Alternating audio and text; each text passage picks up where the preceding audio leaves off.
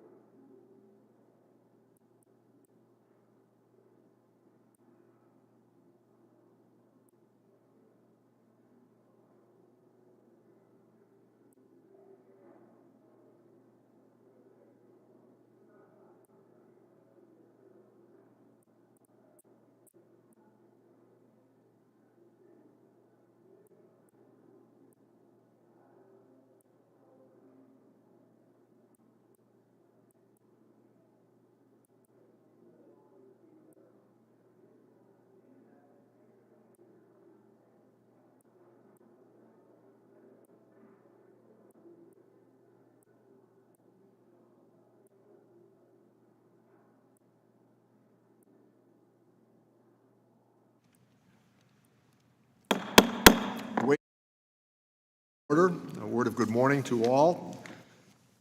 Welcome and thank you for the witnesses who have joined us for what I think is a very timely and important hearing. We are holding today's hearing in the committee hearing room and via the WebEx platform in compliance with the rules and regulations for remote committee proceedings pursuant to House Resolution 8. Before we begin, I want to remind members of a few procedures to keep these proceedings running smoothly.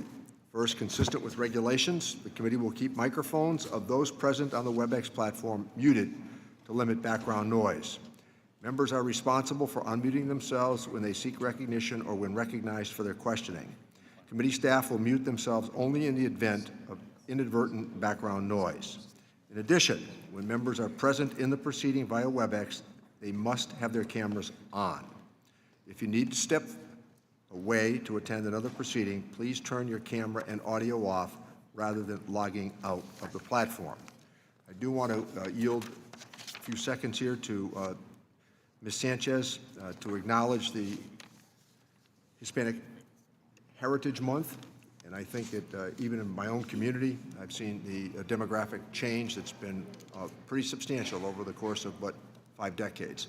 So Ms. Sanchez is recognized to say a few words about Hispanic Heritage Month, and we certainly would allow the minority, if they wanted to, chime in as well.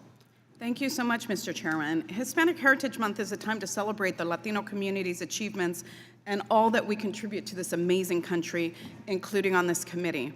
I'm proud to serve as the first Latina on this panel, but I also reflect on how we need more representation in the halls of Congress. Out of 535 members of Congress, 46 are Hispanic. That is a mere 8%, which is a huge underrepresentation. As the faces and the needs of our communities change, so should our representation, and along with it, our policies. This Congress, the Ways and Means Committee, has made historic investments to advance equality and to eliminate some of the opportunity gaps that still exist.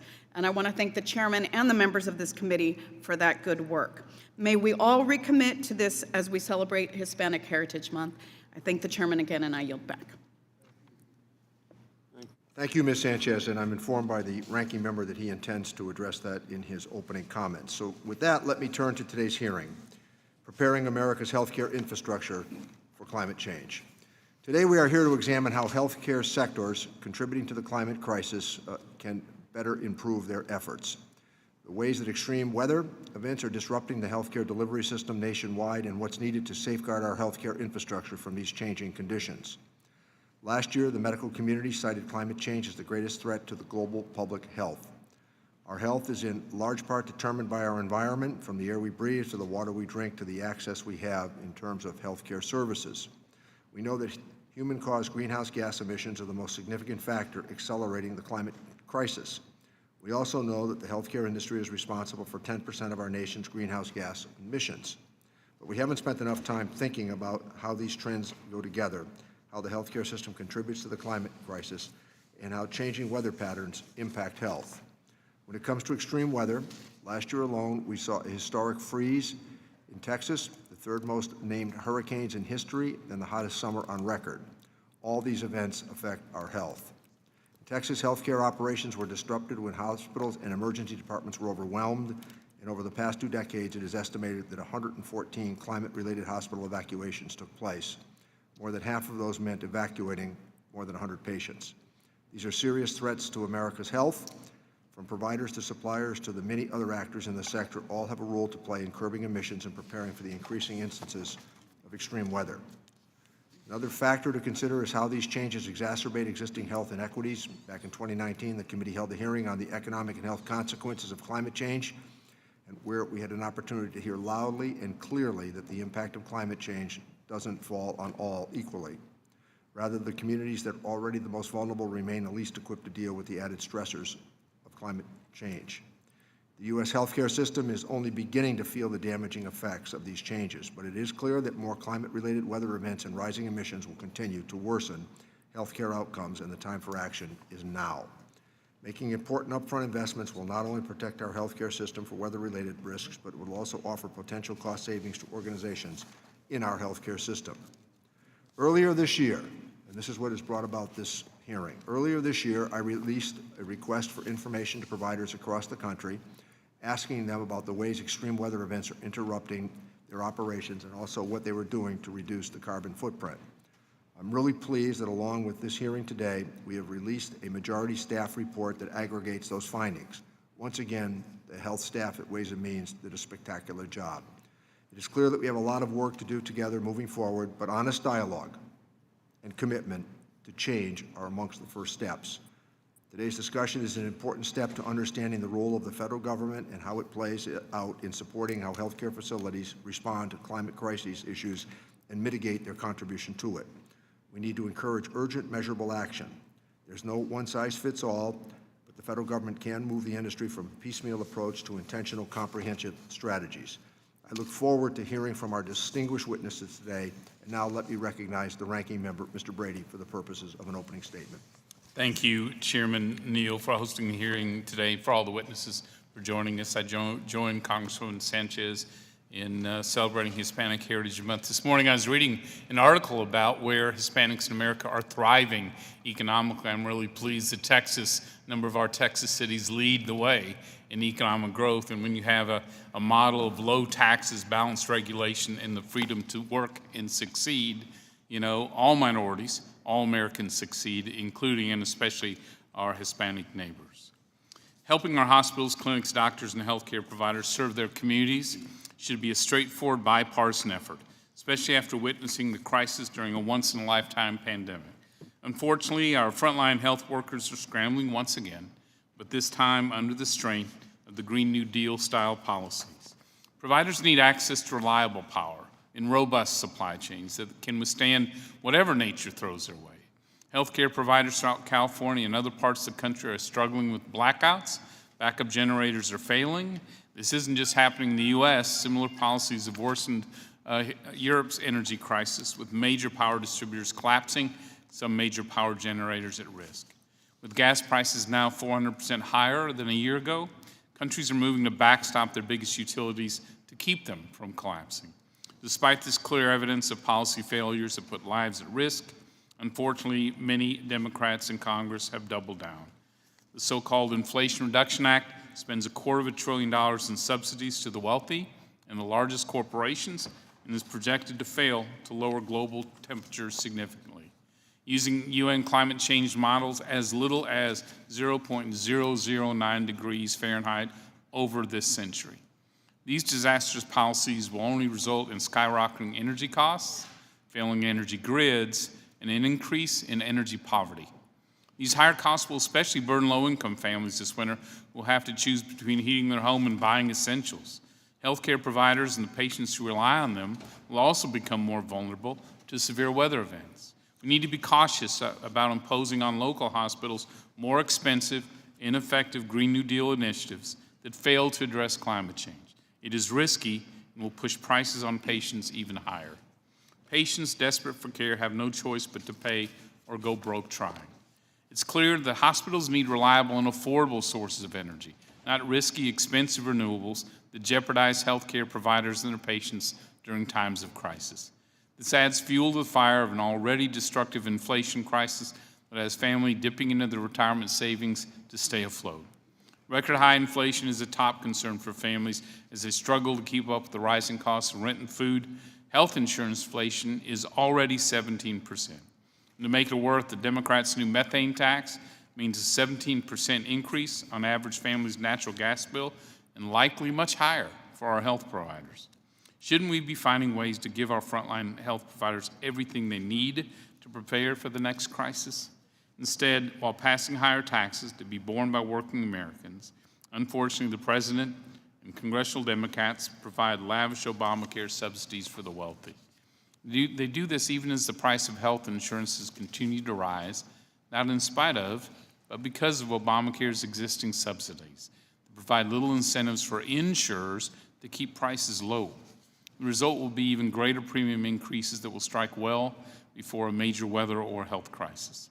What about being prepared with breakthrough medicines and treatments? Well, under this new law, you're out of luck as well.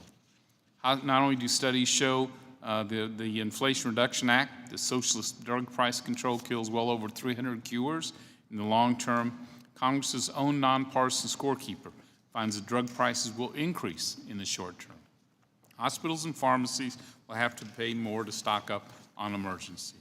So instead of pursuing catastrophic Green New Deal style policies, we should focus on more pressing healthcare issues facing America, including a crucial shortage of nurses, physician burnout, delayed payments for healthcare providers, permanent telehealth reform, intrusive government-mandated healthcare, a fentanyl crisis, and a social isolation crisis fueled by government shutdowns that more often affect our vulnerable populations. Republicans believe in lowering energy costs for hospitals and consumers, creating American jobs, providing economic and energy security for families with American resources. That said, while we have differences on policies and approaches, Mr. Chairman, let me assure you Republicans on this committee are open-minded in finding ways to make sure our hospitals and healthcare providers have affordable, reliable, resilient energy. With that, I yield back. Thank you, Mr. Brady. It is now my pleasure to welcome our witnesses.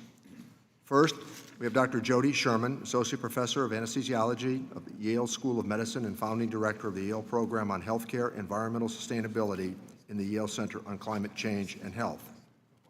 Next, this will be the third time, I met him bright and early this morning at the local coffee shop, is Dr. Paul Bittinger, Chief Preparedness and Continuity Officer, Mass General Brigham, and Director of the Center for Disaster Medicine at Mass General. Then we have Dr. Parinda Khatri, Chief Executive Officer of Cherokee Health Systems. Next is Dr. Elizabeth Shank, Executive Director of the Environmental Stewardship for Providence. And finally, we have Rich Powell, Chief Executive Officer of ClearPath Incorporated. All of your statements will be made part of the record in their entirety, and I would ask that you summarize your testimony in 5 minutes or less. And to help you with that time, please keep an eye on the timer in front of you, and I will notify you when your time has expired. Dr. Sherman. Good morning, Chairman Neal, Ranking Member Brady, and members of the Committee on Ways and Means. My work aims to mitigate healthcare pollution in a way that cuts costs and improves patient outcomes while also protecting public health. I have 3 key points. Firstly, pollution and climate change are harming health and healthcare delivery, increasing care requirements and costs, and depleting healthcare resources. Healthcare needs are expected to worsen in the years and decades to come, and urgently improving the preparedness and resilience of our healthcare infrastructure and supply chains is paramount. Secondly, healthcare itself is a leading contributor to pollution and climate change against the mission to first do no harm, and mitigating healthcare pollution is a fundamental requirement for safe and high-quality healthcare delivery. Thirdly, voluntary measures are insufficient to transform the healthcare sector, and legislative action is urgently required to compel decarbonization in accordance with science-based targets and timelines and to avoid greenwashing. I request that you refer to my written testimony for more in-depth rationale. Within the next 6 to 18 months, Congress should support the following. All healthcare organizations, not just federal ones, should be required to measure and mitigate whole organization emissions, including their supply chain emissions, in accordance with the Greenhouse Gas Protocol Framework, science-based targets, and timelines. For health systems to qualify for federal funds, they should be required to measure, report, and mitigate their carbon emissions through conditions for coverage and conditions of participation. Please see Exhibit 4 in my written testimony. The Hospital Value-Based Purchasing Program, which links hospital payments to inpatient healthcare quality, Medicaid grants and aid, and the Quality Payment Program established for clinicians to reward value under the merit-based incentive payment system should all be used to incentivize performance improvement by healthcare organizations and providers.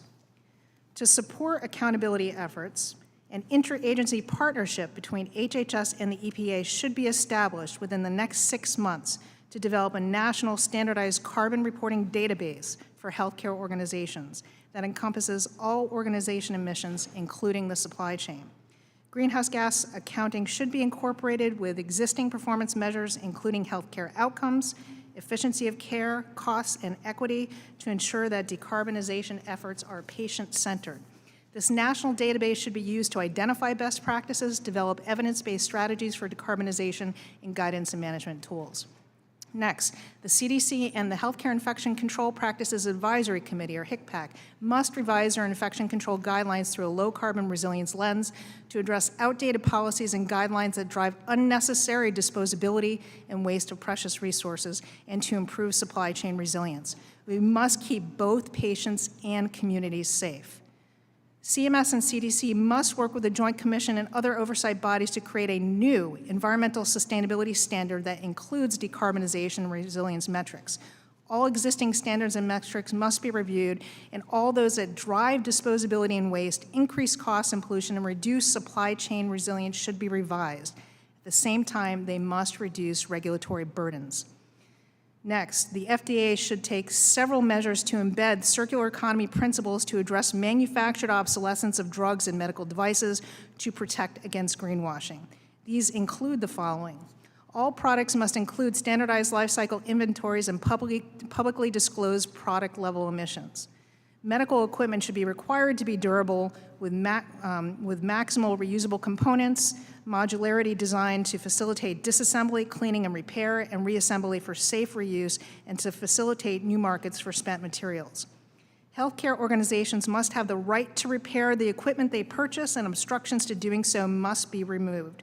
Manufacturers should be required to provide access to necessary manuals, codes, and component parts. Instructions for use, or IFUs, should be required to be simplified, and manufacturers should have no authority to define infection class risk of devices, which must be left to the CDC. Barriers must be removed that prevent healthcare organizations from splitting drug vials and preparing prefilled syringes and bags of injectables for their patients. Specifically, restrictions requiring hospitals to register as wholesalers and distributors, and requiring preparations to be used within 24 hours of sent to another facility in their own health system without advanced prescriptions should be removed so they can batch larger quantities, improve efficiency, and reduce waste. And for both drugs and devices, the FDA must do away with arbitrary use-by dates. End-of-safe use-by dates should be reliably demonstrated.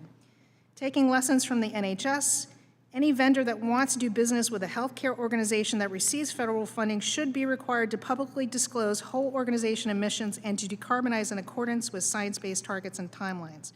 And finally, Congress must fund research by the Agency for Healthcare Research and Quality, the CDC, and the NIH to support investigation of decarbonization and resilience of healthcare delivery and implementation science.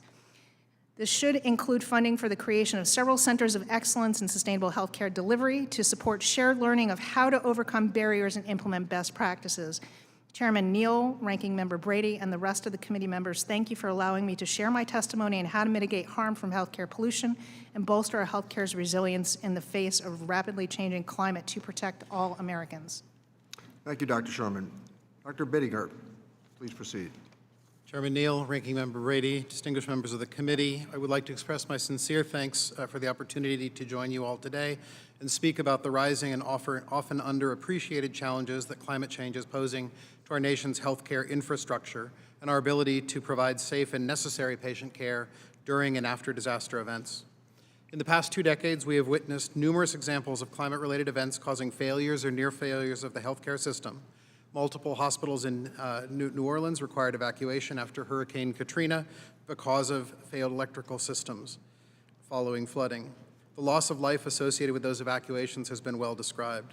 7 years later, multiple hospitals in New York City again required emergency evacuation. However, it is important to note that although those hospitals built flood walls to protect against flooding, the climate projections underlying those flood walls had those flood walls 1.5 feet lower than the flood walls they experienced. Therefore, their electrical system failed, and they once again required evacuation. This summer alone, multiple healthcare facilities in Kentucky have required evacuation because of flooding, and just this month, a 731-bed hospital in California was left without power for 4 hours after the loss of municipal power from triple-digit temperatures. What we are learning from these events and others is that past histories of flooding, heat, severe storms, and others do not accurately predict the magnitude, frequency, and consequences of the future threats that we are now coming to face.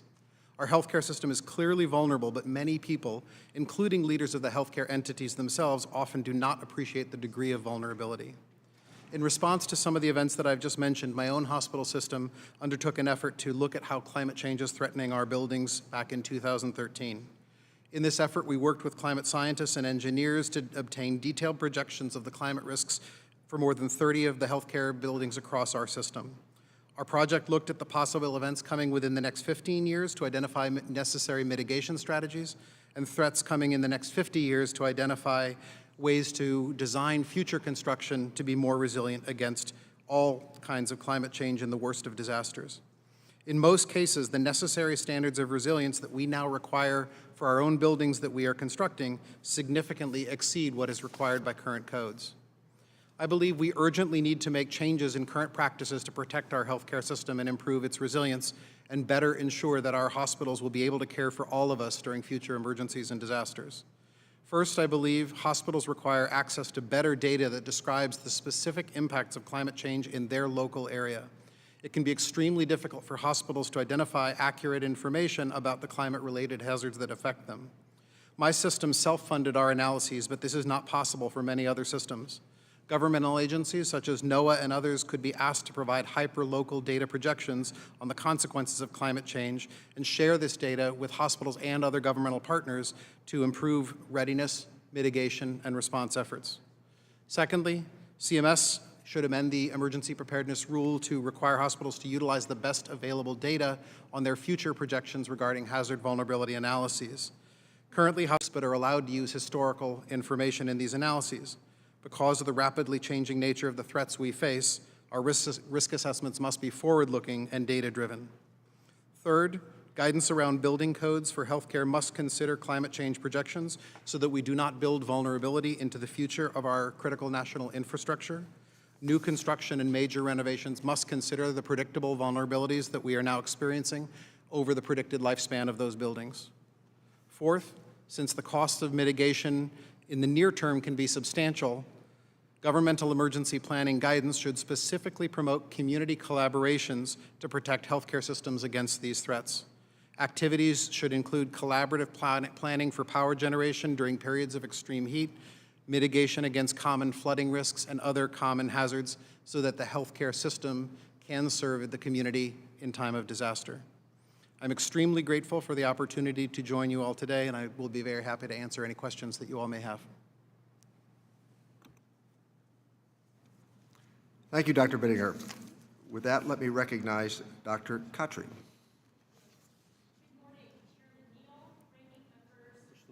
Is your microphone on? Thank you. Thank you. Good morning, Chairman Neal, Ranking Member Brady, and distinguished members of the committee. It is an honor to speak with you about the impact of climate events from the perspective of a community safety net health system. I am Chief Executive Officer of Cherokee Health Systems, a community organization in Tennessee. CHS is a federally qualified health center and a licensed community mental health center. We provide integrated primary care, behavioral health, dental, and optometry services to 70,000 people across 13 counties in Tennessee. We are privileged to be the preferred healthcare provider of many and a resource for those who have no other access to care. CHS has clinics in urban areas in Knoxville, Chattanooga, and Memphis. We also have sites in the Appalachian Mountains of Tennessee and in rural areas that touch the borders of Kentucky, North Carolina, Alabama, and Georgia. We are located geographically in areas that are affected by flooding, tornadoes, and heat waves. These events are occurring with more frequency and with greater intensity, often with significant impacts across our organization for our staff and our patients. Let me offer an example recently of an event that was particularly difficult for us, both because of the impact on our organization, but also on our most vulnerable patients, children. Earlier this summer, during a heat wave in Tennessee, we had to close our pediatric clinic in Knoxville for 10 days due to a breakdown of the air conditioning system. Our HVAC systems were designed to cool the air 20 degrees during a 3-month summer. Now they must run constantly for 6 months in 100+ degree heat. During this closure, almost 1,000 children could not come for their healthcare appointments, including newborn babies who needed medical checkups and toddlers who needed an evaluation for autism. We purchased fans to protect our refrigerated vaccines, but could do nothing to save $20,000 worth of in-stock medications. Our organization also had to absorb the loss in anticipated revenue from billable clinical services. To minimize the impact of these unpredictable situations, we've built contingency planning and damage control into our daily operations. We must track the weather closely, even in areas outside of our service region. Severe rain will flood our older clinics. In many of our rural sites, there's only 1 or 2 roads to travel for cars and no public transportation. If the roads flood, neither patients nor staff can travel. People cannot go to work. Patients cannot see their doctor. A severe storm in Nashville, which is 3 hours away from our main clinic, will hit the fiber network that supports our entire phone system. We've gone 3 days with no phone service because of one bad storm in Nashville. As a nonprofit safety net organization, we're used to obstacles and doing things that are hard, often with minimal resources. Our scope of care has had to expand during the COVID pandemic, from responding to patients to taking care of complex healthcare conditions and combating social drivers of health like food insecurity. Preparing for the growing risks presented by climate change is a formidable and new challenge. Unfortunately, health center funding has not kept pace with the need.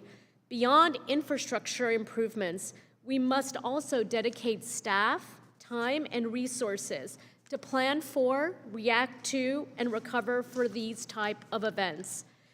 On behalf of all community safety net providers, I'm asking Congress to increase funding to support our underlying infrastructure and preparedness for our community. We know that becoming climate resilient is the only way we can keep our doors open for those in need and to continue our mission to provide high quality and safe health care for all. Thank you. Thank you, Dr. Khatri. Let me recognize Dr. Shank. Thank you, and good morning, Chairman Neal, Ranking Member Brady, and members of the committee. My name is Elizabeth Shank, Executive Director of Environmental Stewardship at Providence, and I'm so pleased to be with you here today. In my role at Providence, I lead our environmental stewardship goal to become carbon negative by 2030. I am a registered nurse.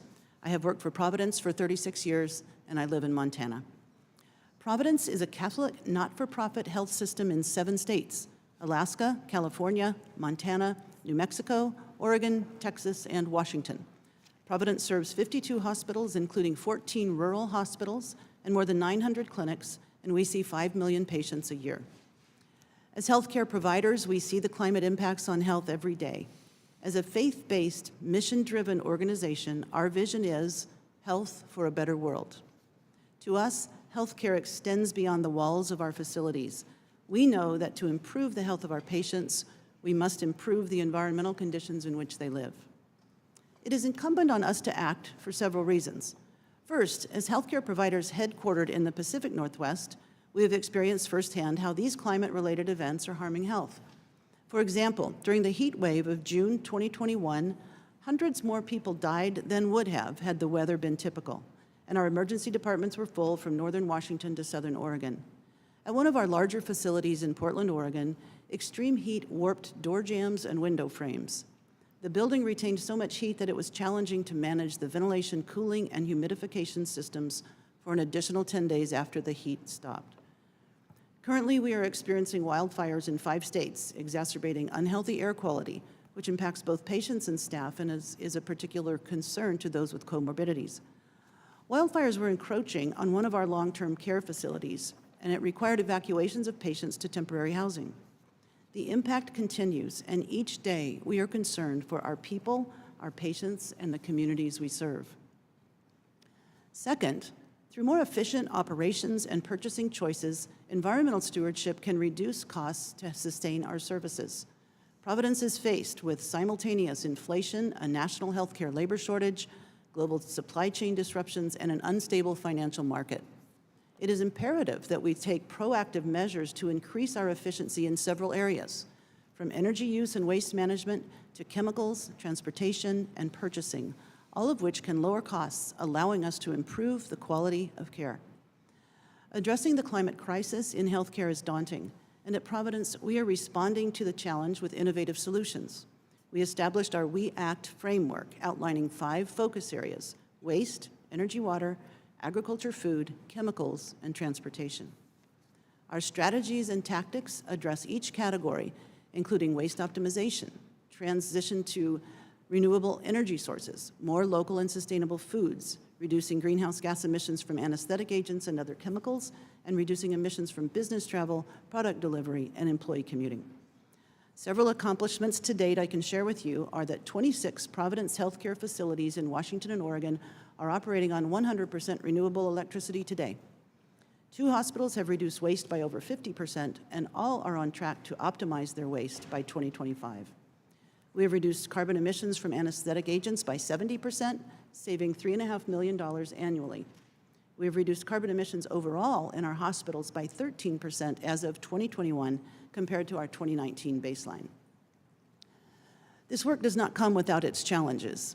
We operate in some of the most remote locations like Kodiak, Alaska, to some of the most densely populated like Los Angeles.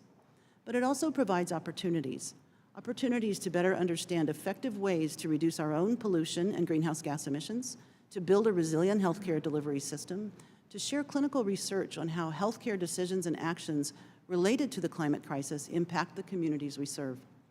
No one hospital or health system or sector can solve this alone. Large-scale systemic change is needed at industrial, governmental, and individual levels. We need robust public and private partnerships to be successful.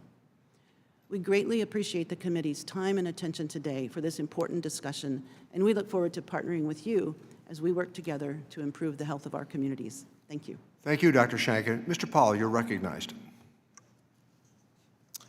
Good morning, Chairman Neal, Republican Leader Brady, and members of the committee. My name is Rich Powell, and I'm the CEO of ClearPath. We advance policies to accelerate breakthrough innovations that reduce emissions in the energy and industrial sectors. First, I'd like to acknowledge the tragic loss to the committee of Congresswoman Walorski and her staff and express our condolences to her family, her staff, her team, and her district. Now, given this committee's vital role in America's healthcare infrastructure and response to the global climate challenge, I'll discuss 3 key topics today. First, how we can make our electric grid more reliable so America's healthcare infrastructure never loses power. Second, the policies we need to support the grid and reduce climate impacts. And third, how we can make our communities and healthcare infrastructure more resilient to extreme weather. Look, we all agree the climate is changing and global industrial activity is contributing. Now let's talk about solutions. Far too often, energy and climate policy is oversimplified to false choices. Renewables versus fossil fuels, economy versus environment, global emissions reductions versus inaction here at home. These false choices ultimately cloud potential solutions. Most studies suggest climate change has intensified, but you don't need a study to see that Houston experienced 3 500-year floods in 3 years, that Coney Island Hospital lost electricity during Superstorm Sandy in 2012 and had to close for 3 months, and that Roper Hospital on the Charleston Peninsula is planning an upgraded inland facility to better withstand floods. In response, hospitals have adopted advanced backup power systems to improve resilience beyond conventional diesel generators. Since 2000, combined heat and power systems have been deployed at 176 hospitals nationwide, just for example. Our electric grid is aging, and we are more reliant on it than ever. Calls to electrify everything from home appliances to hospital facilities means America needs more power, and it must be reliable and resilient. Many projections call for at least doubling the size of the grid over the next 30 years. Our hospitals need 24/7 power to serve patients. Just last week, a hospital in Santa Clara lost its backup power during the extreme heat wave. Thankfully, patients were transferred to other buildings. But now imagine if that hospital had tried to rely on a grid powered by 100% variable energy, calling on energy consumers to power down when the sun isn't shining and the wind isn't blowing. The false choice between a vision of 100% variable energy or climate catastrophe ignores the challenges of running a stable grid and the value of uninterrupted power, particularly in a crisis. Home health care is equally important. Access to cooling, heating, and around-the-clock medical devices can be a matter of life and death. In Texas, 25 people tragically died because their life-sustaining home health equipment lost power amid the statewide blackouts caused by Winter Storm Uri. American communities need more baseload, 24/7 generation with zero emissions, like nuclear, fossil energy with carbon capture, or geothermal energy, along with energy storage options. Today, summer heat waves in California demonstrate the importance of grid reliability. Record high temperatures increase electricity demand and cause power plants to trip offline. Californians are being asked to reduce their electricity use during peak hours. Policymakers there took significant, though I'd argue long overdue, steps earlier this month to keep the Diablo Canyon nuclear plant online to provide some much-needed baseload energy. Meanwhile, the grid itself requires significant modernization. The Bipartisan Energy Act of 2020 began supporting grid hardening and reliability improvements that are long overdue. Improved wires alone, though, will not matter if the power plants aren't available when we need them. While our American power sector is becoming cleaner, we still have a long way to go. Some of your colleagues put together the House Republican Energy, Climate, and Conservation Task Force and have been rolling out a suite of solutions that will help scale up clean energy technologies to provide more American energy while also reducing global emissions. The task force recommendations directly address our grid's reliability challenges. These include leveraging American innovation, modernizing permitting on new energy projects, unlocking the development of American resources, and investing in resilience. Communities with the right preparation and mindset can avoid some of the worst public health risks associated with flooding or other natural disasters, but it's also the fiscally responsible approach. When it comes to natural disasters, an ounce of prevention is worth a pound of cure. The American Flood Coalition, made up of local, state, and federal government officials working together on flooding solutions, has several clear recommendations for improving resilience to flooding. These include supporting community adaptation through federal funding and incentives, and providing innovation grants for research into flood mitigation technology. The task force has also developed policy solutions to ensure Americans are prepared to respond to and quickly recover from natural disasters. They have also proposed solutions to improve weather forecasting techniques to prepare earlier, further to Dr. Bittinger's recommendations. In closing, we should remember the story of America as one of innovation, and that's especially relevant as we improve Americans' healthcare infrastructure for the climate challenge.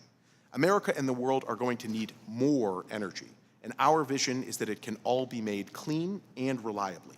We look forward to working with you to develop and advance policies that accelerate breakthrough innovations to reduce emissions in the energy and industrial sectors. Thank you again for the opportunity to testify. Thank you, Mr. Powell. And without objection, each member will be recognized for 5 minutes to question our witnesses. Consistent with committee practice in these hybrid settings, we will dispense with the Givens rule and will go in order of seniority, switching between majority and minority members. I will begin by recognizing myself, and if I could say to members, yesterday, because of the inadvertence of being interrupted by a series of long votes on the floor, there were members that did not get a chance to ask questions. There was great patience for some, but others, despite the fact they stayed, we ran out of time. And I would hope that we would consider that as we give them a chance today to ask questions. So, Dr. Sherman, I'm delighted, as I am with all the panelists, because I do think that you gave us consistency, at least in recognizing the nature of the problem. There is a universal consensus that we have to begin to take action to address climate impact. I think that was clear from the witness's testimony.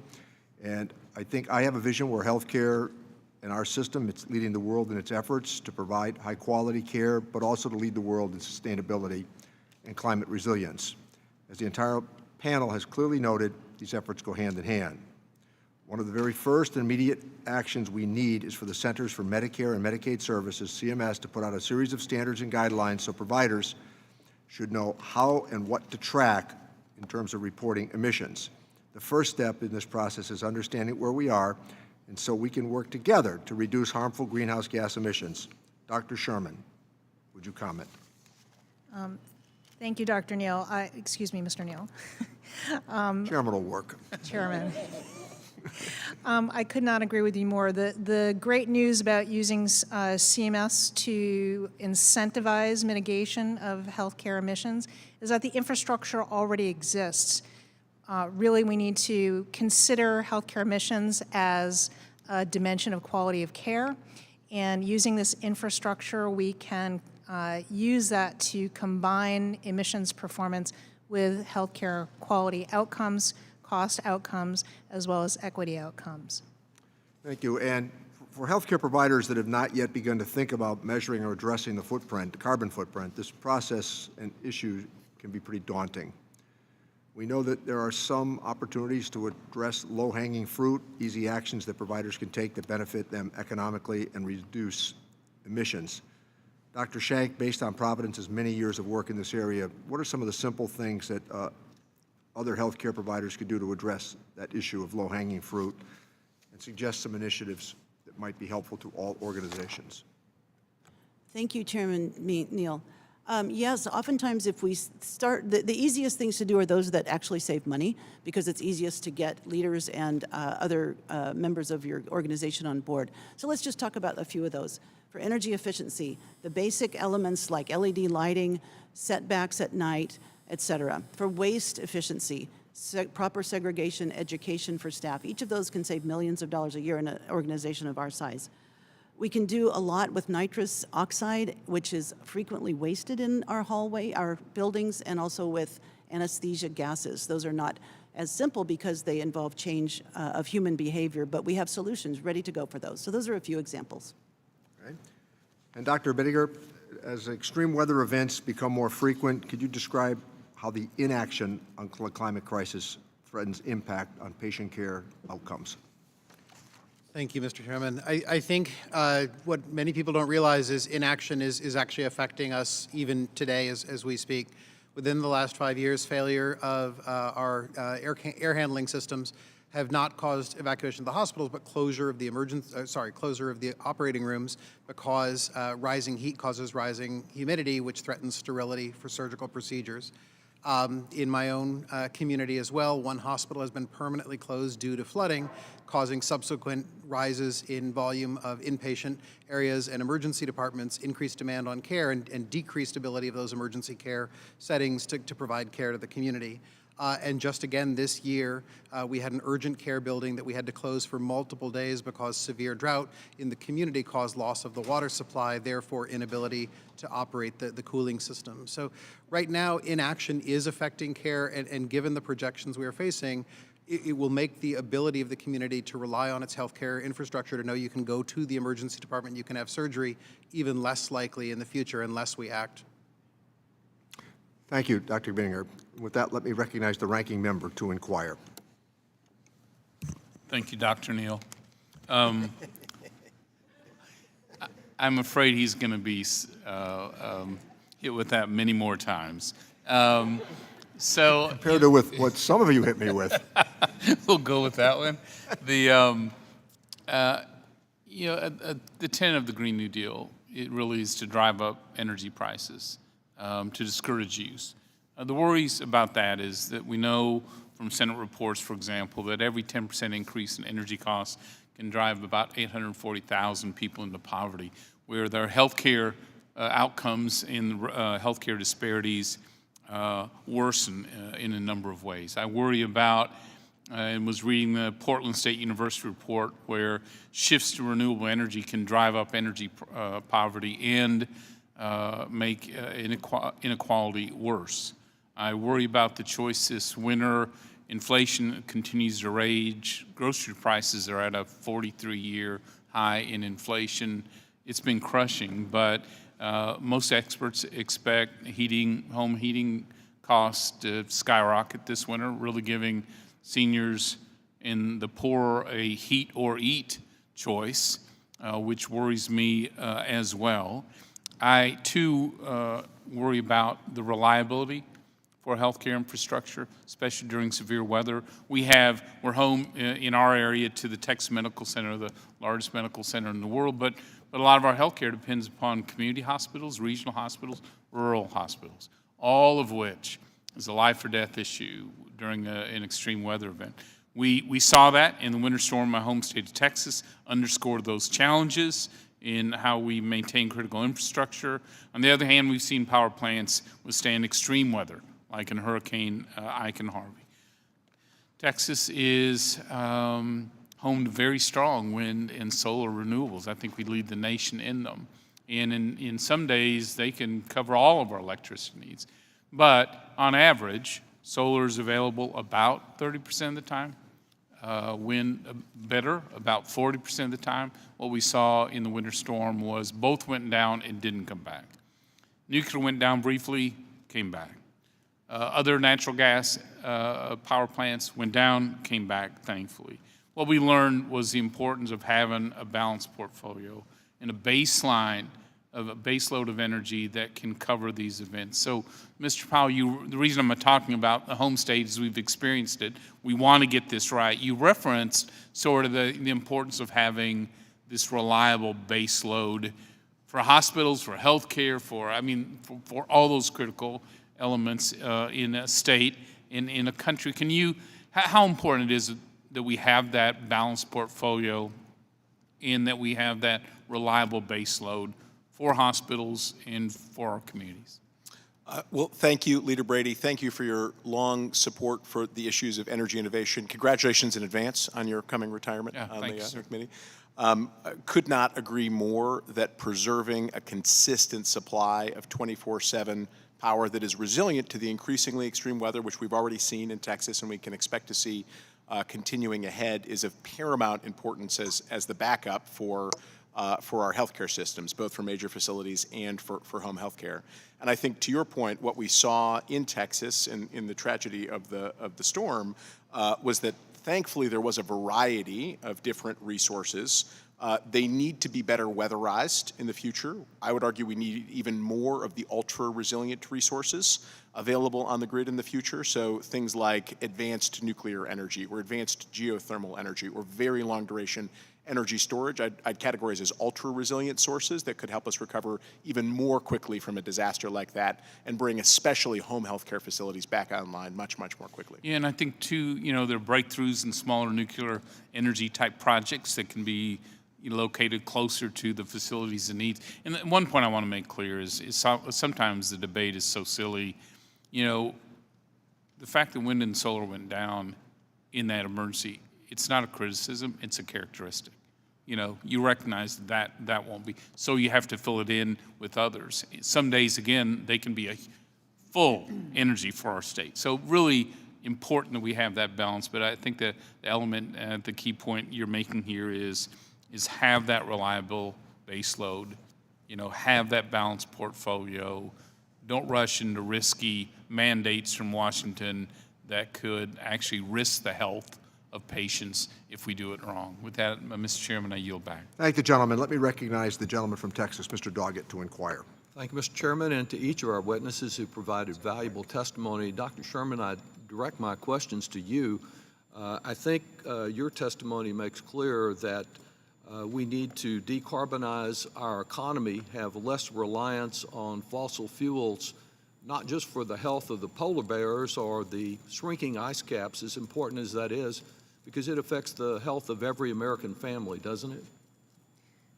That is absolutely correct. That burning combustion fossil fuel not only releases greenhouse gases, but also toxic air emissions. And combined, they are already causing our health system $800 million annually in disease.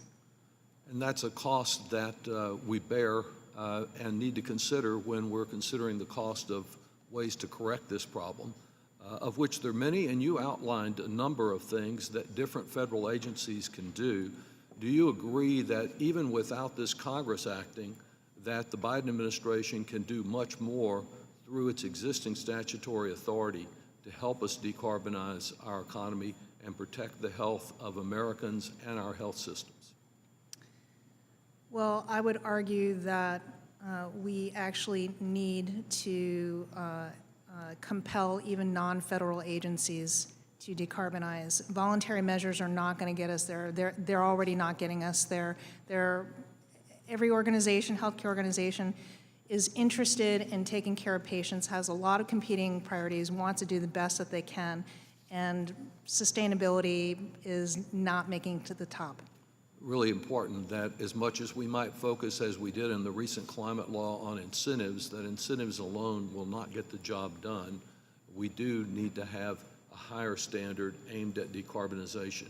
Just would focus on one area that you referred to in your testimony and that you've written about, and that's the problem of plastics and the tremendous amount of waste that is generated by America generally, but particularly by the healthcare system. One estimate I've seen shows about 6 million tons of waste a year generated by U.S. healthcare facilities.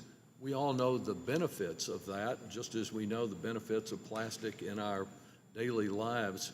But the estimate was that about a quarter of that, over 1.5 million tons a year, is waste from plastic.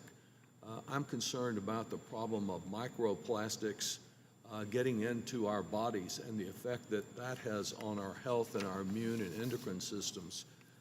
Has that been identified as a problem, and are there things that our healthcare system can do to reduce its reliance on plastic? Well, certainly we now understand that microplastics are detectable in our blood, in our urine, in our lungs. We don't know what the health effects are from these microplastics. We know that microplastics are ubiquitous in table salt and tap water around the world, and that plastics are laden with chemicals, including hormone disruptions that hormone disruption chemicals that are put developing fetuses and small children particularly at risk. We don't know all the impacts that they have, but it is certainly a growing concern. The solution, we certainly can't recycle our way out of the plastic problem. We should make that clear. Really, we need to move upstream and prevent waste to begin with. I think that is an ongoing message here, and that includes moving more to circular economy principles. There's no such thing as waste in nature. So the waste of one system becomes the feedstock of another. So we need to design our materials so that they can be easily disassembled, cleaned, reused safely, and then go to different marketplaces. And so this is a key strategy to try and minimize plastic pollution. Do you believe that there are regulatory or legislative steps we can take to achieve that objective? Yes, and I would refer to my earlier testimony again and say that we can leverage the FDA to mandate that products be durable, that they be reparable, and that additionally manufacturers can be required to take back packaging and spent materials to find markets for them as well. Thank you very much for your testimony. I yield back. I thank the gentleman. Let me recognize the gentleman from Pennsylvania, Mr. Kelly, to inquire. Thank you, Mr. Chairman. Thank you all for being here today. I don't think there's anybody on this panel that isn't concerned with, as we go forward, how we handle the needs that we have in energy and how we get there. I really don't believe there's a one-size-fits-all, and I think that would be a transition that will take place as we go along. There's no greater expense, I think, in industry than government-mandated policy, which we know is usually funded by hardworking American taxpayers. And Mr. Powell, I was really fascinated with your testimony because, as I understand the other panelists, I understand your concerns. The question is, how do you get there from where we are today? I don't think you can do it overnight. And there's an old saying out there, you can't fix something with nothing. There's a lot out there that we can do, but it's going to be more of a smooth transition, as I see. We have an incredible power plant in Newcastle, which is in my district. It's a Hickory Run power station that it required a tremendous amount of investment. In fact, while it may not seem much when we talk about what the government spends, this was an $863 million power plant, which kind of looks small compared to some of the other spending we do. But Mr. Powell, when we talk about these things, so what policies are important to ensure that the U.S. has the right mix of power sources and does not become overly reliant on one technology over others? I just think there's a mix, and we see all these power outages in some places that have decided to go, we're going to go all out. And I hear this conversation all the time. We want to make sure, and all the above. And my back to that is, let's not forget everything that's below. We have tremendous abilities to use fossil fuels to continue to produce power. So some of the ideas you have in that, because I was fascinated with it, I don't disagree with any of your other testimony on what it is we need to do. The question is, how do you get there from here? And at the end of the day, who pays for that, and where does that come from? Thanks so much for the question, Congressman Kelly, for your long service on this committee. It's great to be with a fellow Pennsylvanian as well. I'd absolutely agree. When we think about the continued use of fossil fuels in the U.S., it's not the continued use of fossil fuels that's the problem. It's the emissions from fossil fuels that are the problem, right? And can contribute to the climate challenge globally and also to local pollution impacts. If we can get the emissions under control, there's no reason that we shouldn't be able to continuously use these resources, perhaps forever, on our power grid. They have some incredible advantages, particularly the flexibility that they can offer to power systems. So they can run either base load, usually in the case of coal plants, or they can run very, very flexibly, usually in the case of gas plants, to rapidly flex up and down. The key then is innovation, right? We have multiple very promising technologies that are currently being demonstrated and at the pilot scale across the country to get the carbon emissions fully under control for fossil power plants.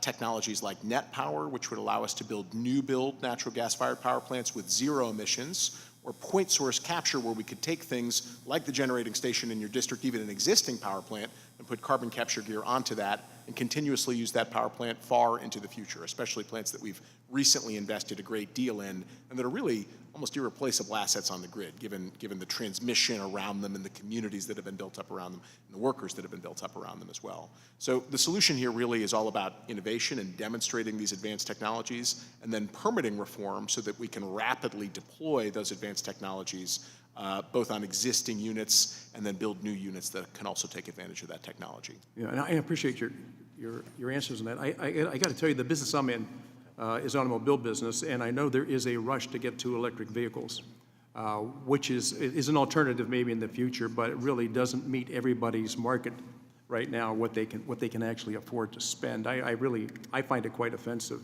to be using hardworking American taxpayer dollars to give an incentive to people who can afford to buy $100,000 plus vehicles. And I've often thought that if it's market ready, it doesn't have to be subsidized. And if it's going to be subsidized at all, please don't use taxpayer money to do it.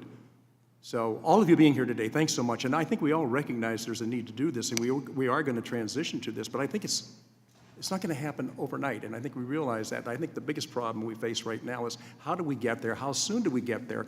And when we get there, who bears the cost of all that? Because that does have a significant effect on all of us, and it's something we need to consider. So thank you all for being here. Great testimonies. Please keep doing what you're doing. Healthcare is incredibly important to all of us, especially some of us that are in probably the later quarter of their life. So I appreciate you being here, Mr. Chairman. I appreciate it. Yeah. Yes. Well, we all want to be here a lot longer, and we all want to work with you on anything we can do. Thanks so much for being here. Thank you, Chairman. Thank the gentleman. Let me recognize the gentleman from California, Mr. Thompson. Thank you, Mr. Chairman, and thank you to our outstanding witnesses for being here today. I want to start by thanking, in particular, Dr. Nurse Shank for her participation here today. Providence Health has a presence in my district, and as she's mentioned in her testimony, healthcare providers have seen firsthand the devastating impacts of wildfires, which are growing more frequent and more extreme every year. And Mr. Powell, I appreciate your testimony and your acknowledging bluntly that the world is getting hotter and human activity is driving that change. I appreciate that honesty, and I'm proud that Congress attempted to address that and made a great first step at addressing that when we passed and President Biden signed into law the legislation that is so important to dealing with this. It's the most consequential climate change legislation to ever pass this institution in the history in all history, and we're all very proud of that. I'm proud to have authored the Green Act along with every Democrat on this committee. And that was the main component in the climate change provisions of that bill. And it was this committee that passed that out. I'm hopeful that the healthcare system will view these investments, from the tax incentives for rooftop solar panels to increasing energy efficiency and storage, as an opportunity to increase resiliency and mitigate the effects of climate change and severe weather events on our healthcare providers. I'd like to start my questioning by asking Dr. Shank about Providence Healthcare's experience with climate change. Can you talk a bit more about the impacts of these wildfires on your California locations? Did the evacuations and fires affect your ability to treat patients? And I know personally that healthcare providers were displaced. They were displaced from their homes. And can you talk a little bit about that? Yes, thank you, Congressman Thompson, for your question. And first, an aside, thank you so much for your work on telehealth. That has made a big difference to us, especially in the large expanses of the West. It provides better access. Thank you. Thank you. Yes, the fires are daunting. If any of you have looked at the air map this morning, you'll see that most of the West is blanketed by smoke, some of them in hazardous conditions. So the acute events of a fire are terrifying, and people are reckoning with that in their work, in their travel, and in patient access. You're right that a number of our caregivers lost their homes, some lost family members, hundreds have been evacuated as the fires come and go now each year, all really up and down the West Coast. But a big nexus is really in Northern California. And these make it difficult to deliver care. Our hospitals have stayed open. We have gotten through those periods. It impacts our ability to deliver home health and hospice care, because that's where trees are downed and there are disasters where people are trying to get to really help rescue people. I just want to comment a little bit more on the smoke that is generated. That is a pervasive problem that, as I said, blankets the West. It erodes immune system, it causes inflammation, it really exacerbates lung issues that are going on at any time. And that affects not only patients, but also many of our staff. We have 120,000 caregivers in Providence, and many are vulnerable to that. So it's difficult to slow down the fires themselves that are happening because that train has left the station, so to speak. And so we are responding to the need that the fires and smoke present to us today. We are reducing our own greenhouse gases that will hopefully help people in the future. For now, we're helping with preparation and education. Thank you very much. And I just want to point out that smoke problem, it hurts agricultural crops, it's closed businesses because it wasn't safe for their workers, and it's an externality that needs to be pointed out. So thank you. And I'll yield back so folks who didn't get a chance yesterday do. Thank the gentleman. Let me recognize the gentleman from Arizona, Mr. Schweikert, to inquire. Thank you, Mr. Chairman. And Doctor, thank you for complimenting on telehealth. There's a number of us who actually believe some of the externality of the discussion it's complex. And it's poorly laid out when the title is healthcare infrastructure. And for many of us, what is healthcare? Is how much of it could be delivered through the technology, through the thing you blow into, that's functionally a breath biopsy, and the adoption of those disruptive technologies, the telehealth type technologies, does that radically change both the footprint, but for many of us who have a fixation on the cost? I know this may seem like a non sequitur, but it's not. Much of the debate we've had for the last 20 years on healthcare is who gets subsidized and who has to pay for it. We've almost never had a debate on what we pay. It's about who pays. The ACA, the Republican alternative, Medicare for All are about who pays, not what we pay. And it turns out changing what we pay is a disruption of the technology, which dramatically changes the footprint.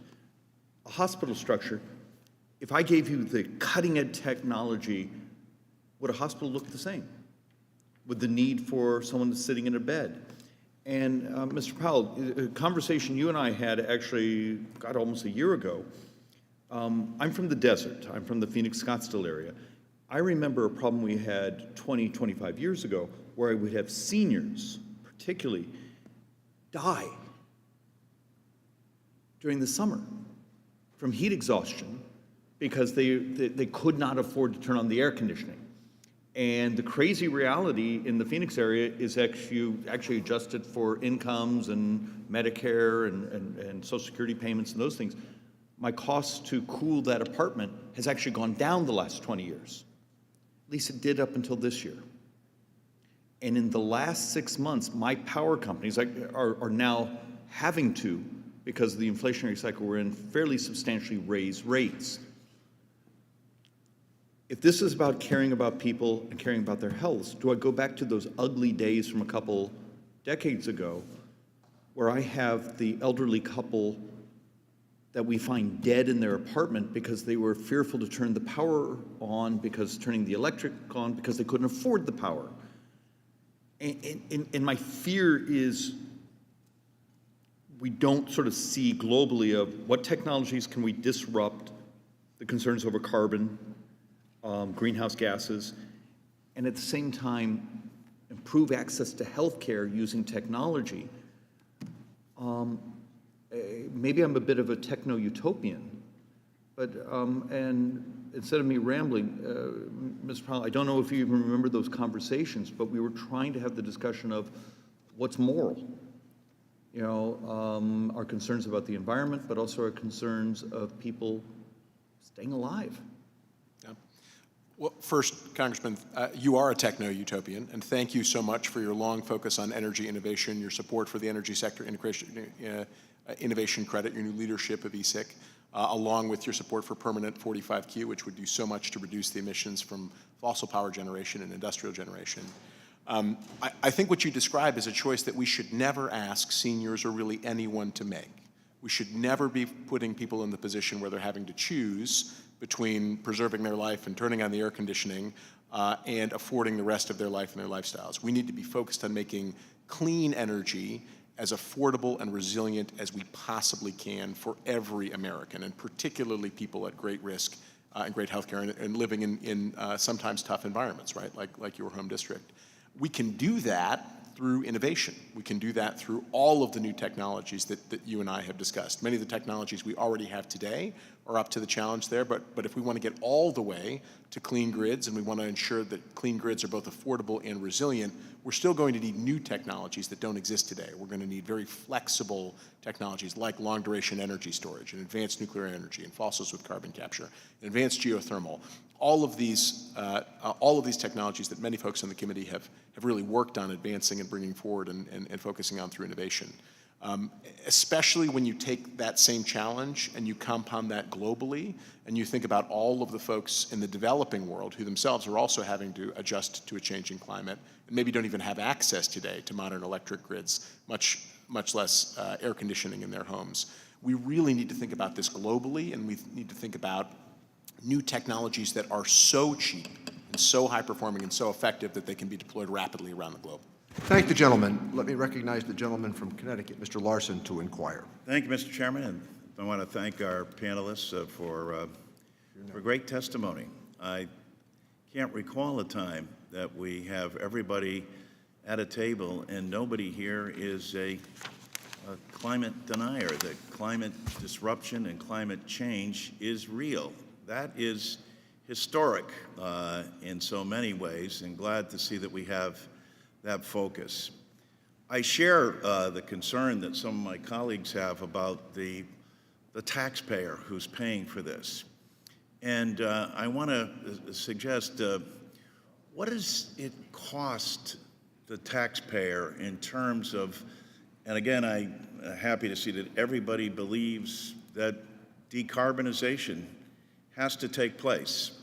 Am I right about that? I think that there is unanimity there. So what is the cost of carbon on the taxpayer? What is the cost of the asthma, the air they breathe, and the pollutants and the plastics that Ms. Sherman talked about? What is the cost to the taxpayer there? Ms. Sherman? It's actually Dr. Sherman. Dr. Sherman, I'm awfully sorry. Well, the social price of carbon currently, the rate in the U.S., I believe, is around $41, which is considered far too low. The present rate should be around, on average, $185 per ton of carbon. We know that mitigating emissions is good for business. 90% of large publicly traded corporations are already disclosing their carbon emissions, mitigating their risks, and they're doing it because it's good for business. And so healthcare organizations need to do the same thing. This problem is only going to get worse. We are already spending $800 million a year on pollution-related disease related to air pollution and climate change. It's only going to get worse. Healthcare pollution causes harm on the same order of magnitude as medical errors. And preventing healthcare pollution is something that needs to be considered. It's presently an externality. We don't know how much healthcare pollution costs, but we certainly need to understand it more. But bottom line is mitigating healthcare pollution is our mission, part of our mission to do no harm, and it will certainly save money in the long term. Oftentimes in Congress, however, if we don't spell it out specifically, but those costs are borne by whom, Dr. Sherman? Aren't the taxpayers ultimately They are paying for those 100% borne by taxpayers and also individuals who are uninsured and underinsured and have to pay out of pocket. So every single one of us bears the cost. And what about the small businesses as well that Mr. Thompson so eloquently talked about in his district? Well, businesses that have to pay for insurance for their employees, that's going to get more expensive as well, too.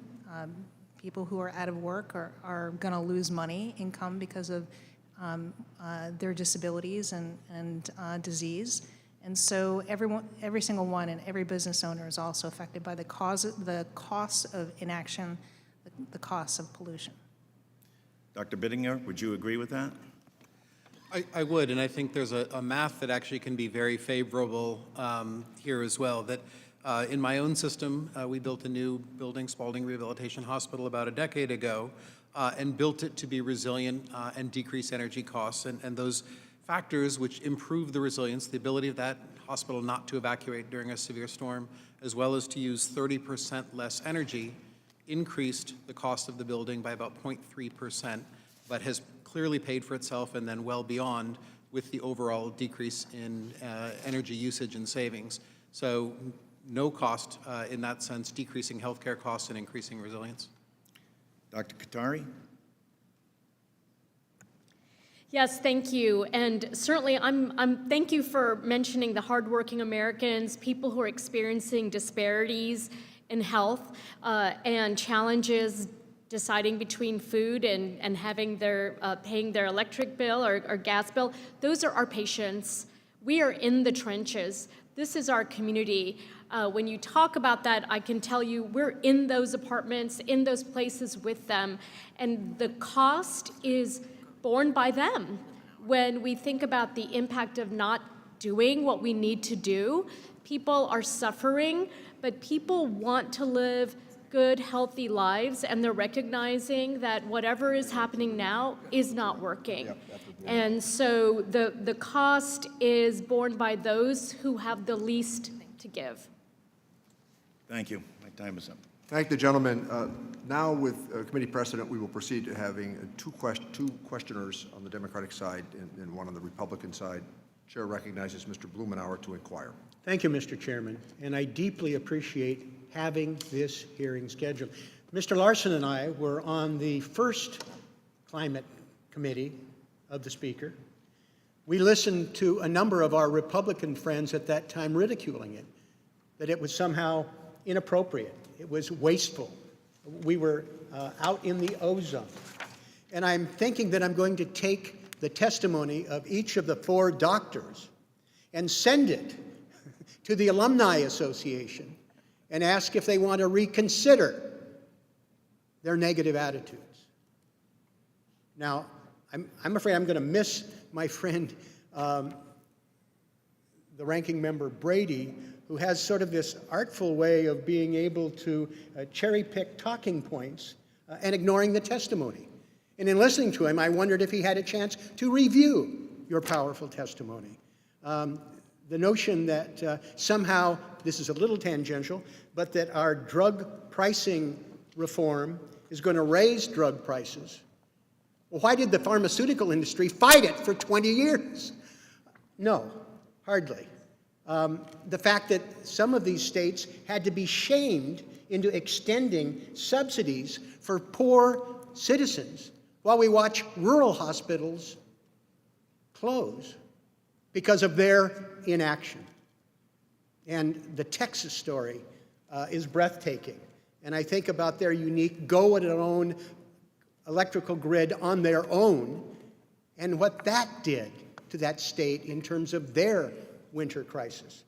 No wonder Senator Cruz snuck off to Cancun. Let me just say, I appreciated, Dr. Brady, your notion about the cost of inaction. That is something that is slowly being evident. I come from the Pacific Northwest, as you know.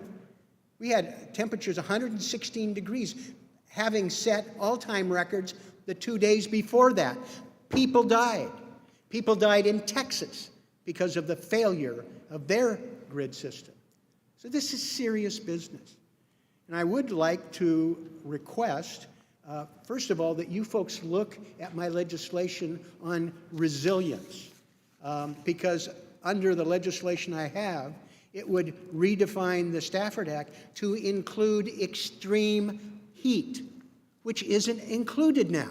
The federal government is not authorized to move in. I think that ought to be something that should get bipartisan support to make that change. It is making sure that we allow FEMA to deal with air quality challenges that we're seeing in the Pacific Northwest and elsewhere are very significant. But I would like to just turn to the panel for a second and have you opine on this notion that somehow that regulation is the wrong way. We just ought to let all of this play its way out. That there's not a role for the federal government setting standards. There's not a role for the federal government providing resources. I was pleased that a number of the items in the recently passed legislation are incentives that I have had for building resilience, for building energy.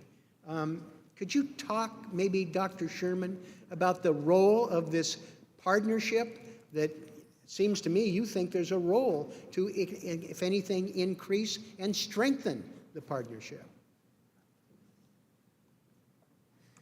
Well, thank you for the question. I would say that voluntary measures risk not getting us where we need to get fast enough, far enough. The international scientific community has clearly stated we need to have our emissions by 2030 and get to net zero by 2050.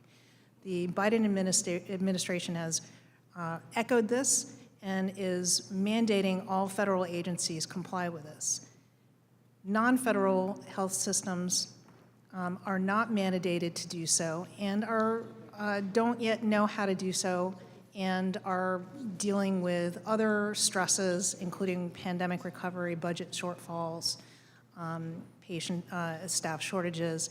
And so it's one other thing that has to get done. Unless they are mandated to do so, it's just not going to happen. Well, thank you for your testimony. Thank you for what you're doing on the front lines to try and navigate this. And I hope the federal government steps up to give you more direct assistance. I yield back, Mr. Chairman. I thank the gentleman. Let me recognize the gentleman from Texas, Mr. Arrington, to inquire. Chairman, thank you, and thank you, witnesses. For the record, I believe the climate is changing, but I do not buy in to the premise that human activity is driving that. I do not buy into the fact that climate change is one of the greatest threats to the United States or the planet. I do not buy in to the Green New Deal. And that's the framework the president has supported. Kamala Harris, our vice president, said we should remove the filibuster and pass it. Folks up here have endorsed it. That is a radical and extreme position. It is a position where the solution is far worse than the problem of stewarding our environment and reducing emissions. It's crazy to me that we would undermine, unilaterally surrender our energy independence at a time like we're experiencing, at a very tenuous time, at a destabilizing time, when we're watching Europe in their weak position vis-a-vis the petro-tyrant Vladimir Putin. We had a hearing yesterday on Taiwan, and we discussed their 100% dependence on energy sources outside of their country, and what a predicament that is, and the implications of national security that energy independence is, and we're undermining it. And we're running up the cost on Americans. 1 out of 5 couldn't even heat their homes this winter. I'm certain things haven't gotten any better for them. And so you talk about the implications of taxing and regulating something or having a whole of government assault on an industry that has blessed us with low consumer cost, energy independence, the greatest economy in the world, the land of opportunity. I don't get it. I absolutely don't get it. It's the extreme position of many of my colleagues, not all of them. Looking at Ron Kine, I don't think he subscribes probably to the extreme policy, but too many do. And I think probably those folks who subscribe to that are the ones driving the agenda, and it's unfortunate. And I think when the American people look at those implications and count the cost, they will reject the Green New Deal agenda and philosophical view that this is the greatest crisis of all. I go back to my district, Dr. Shank, and Covenant is a hospital that Providence system owns. We appreciate the investment in our community. I love the team, work closely with them, so I'm very grateful. But if I asked you to rank order the threats to Covenant and Providence being able to provide health care to your constituents and mine, I won't fill in the blank for you. Tell me what the top 3 threats to providing health care, the quality care that you folks are committed to my constituents and your patients in West Texas and beyond. Give me the top 3. Thank you, Congressman Arrington. And first of all, I want to thank you for your work on rural health. You bet. We have, as I said, 14 of our 52 hospitals, and we really depend on that support. They're vulnerable. The people in our communities, rural communities, are vulnerable. On that point, I'm going to give you the mic back, okay. But on that point, 40%, as you know, of rural hospitals are operating at a net loss. So we talk about access to care. You can't have the 20% of the population that provides 100% of the food, fuel, and fiber have access to basic care if they can't afford to turn the lights on in the operating room. Okay, so they're already strapped and stretched, and now we have the driving input inflationary pressure being energy, and we're trying to keep the doors open. Again, this doesn't make any sense to me. Give me your top 3. Well, just a quick comment. This is one of the reasons why we say healthcare can't afford not to do this, because we can help rein in costs. We can't afford to destroy the oil and gas industry, ma'am. We can't afford to destroy fossil fuels. We can make investment in all the above. We can walk and chew gum and balance the stewardship of the environment. But is climate change and its impact on healthcare a top 3 issue for Providence? Because it ain't in Lubbock, Texas. You know, we have... Yes or no? Is it? We have many priorities, and it is one of our priorities. Okay, my time's out, but it is not. I talk to my constituents, Mr. Chairman. They don't talk about climate change. They talk about nursing shortages. They talk about the inflationary costs, the supply chain problems. They don't talk about this. It's unbelievable. Okay, I've gone past my time. You're so gracious. Let me recognize the gentleman from Wisconsin, Mr. Kind. Thank you, Mr. Chairman. I want to thank the witnesses for your terrific testimony here today on such an important topic. And Mr. Chairman, I want to thank you too for your leadership in conducting the survey that went out asking our healthcare providers for their assessment and the steps that they're taking to combat climate change, and also what they can do to reduce CO2 emissions. And I'm poring over the report right now, and I highly recommend it. But let me see if I can bring this hearing back into the 21st century based on modern science and an acknowledgement and a recognition that climate change is real. Humans are contributing to it, and there are steps that we can be taken right now in order to combat it before it's too late. And to Mr. Powell's point, the healthcare system is in a unique position. You need a reliable source of energy. It's 24/7. If they don't have it, bad things are going to happen. And so we need to be creative in our approach. And that's why I'm proud to represent an area of the country in rural western Wisconsin where I have a health system called Gunderson that took the initiative and the lead under an Envision program under the leadership of Dr. Jeff Thompson and Dr. Rothgraber and Corey Zarecki, who was their operations and engineering manager, to make a goal of zero carbon emissions for their energy needs. And they achieved it 2 years early, back in 2014, by partnering with other people in the area, including the largest organic co-op we have in our nation, Organic Valley, where they did a wind project in a small rural community called Cashton. And they built out geothermal heating and cooling systems for the entire community, and also installed a huge solar field there. Folks, if we can do this in little rural Cashton, Wisconsin, we can do this anywhere. And Gunderson has shown the way on how to do it. And that's why we listened to them and other nonprofit healthcare systems when we were putting the Inflation Reduction Act together to figure out a creative way of incentivizing what Gunderson was doing to make it easier for the nonprofits who can't, by definition, take advantage of tax deductions or tax credits. So we tweaked the commercial energy efficient building deduction, the 179D, in order to allow a transfer of deductibility to the contractors and to the developers and to those who are actually making these projects work for Gunderson in order to reduce the cost and to incent that. And Dr. Sherman, you've been very strong in your testimony about the need to have mandates in that, but with this provision, is there more that we can be doing on an incentive basis, though, to help health systems make these type of investments to get to zero carbon emission? Because when I talk to Gunderson, they're not only doing it for their bottom line, which is substantial, they're saving money by doing it, but they're doing it for the health of the community as well. Well, I would add it would be helpful to develop resources to help existing, to make use of existing incentives by nonprofit organizations. I think that would be a tremendous service to organizations to help them and then transition. But they still, to Dr. Bittinger's point, need to be planning for the future and not the past. And that's where mandate also has to come in, and the availability of hyperlocal data. And so supporting NOAA and FEMA in providing that information and requiring health systems to build more energy efficient and resilient buildings and retrofits is vital. Yeah, well, let me ask you on the panel, just how well known is the Gunderson project? I mean, has that word gotten out? Dr. Shank, you're raising your hand.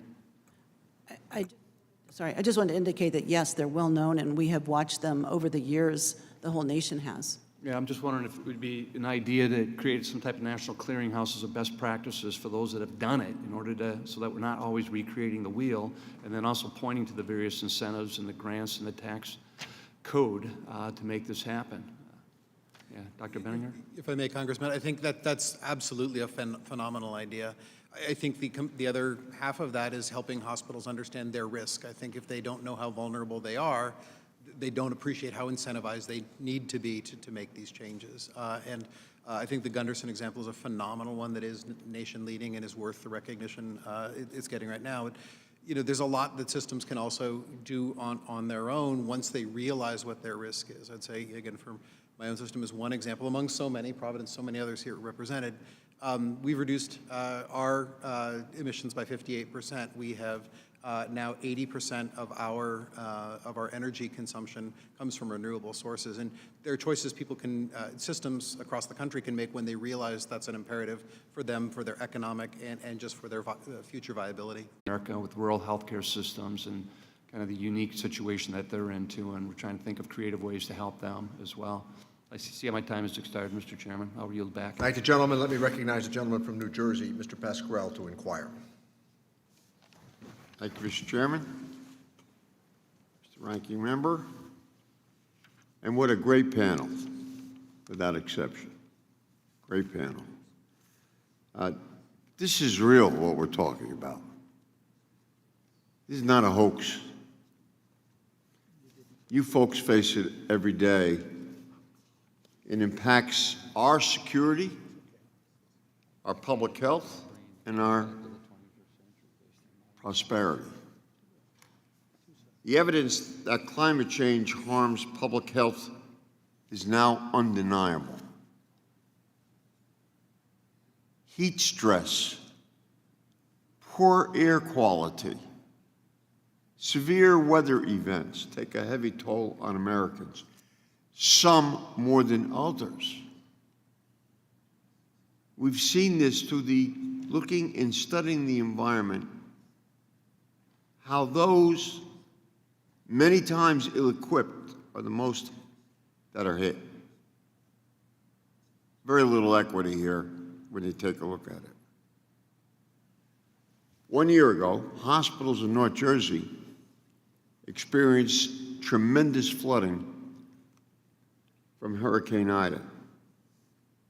Holy Name Medical Center was one of them, Teaneck, New Jersey. Hospital staff said the damage from Ida was the worst they had ever seen in their lives. Elevator shafts were flooded. The boiler plant was overwhelmed with water. In total, 3 floors were totally wiped out of the hospital. Holy Name reopened the emergency department in 10 hours because of the lessons they learned from Sandy, major storm before. Many hospitals do not yet have that experience. And I want you to know, I personally have to take a look at our own records. I personally never voted against one dime for rural hospitals. I wish I could say the reverse of my brothers and sisters. I used to visit with these storms and try to bring some hope. I can't say it. Between 2000 and 2017, there were 114 climate-related hospital evacuations. It's a fact, not a hoax. More than half required the evacuation of more than 100 patients. Think about that. Hospitals are large institutions, and these are major undertakings. We need to be prepared. We cannot fortify our way out of this. And that is why the Congress passed the largest investment ever to begin to tackle climate change. What we call it is not as significant as what the consequences of our actions are. Thanks to the work of this committee, we now have a big opportunity to develop a more resilient health infrastructure. Dr.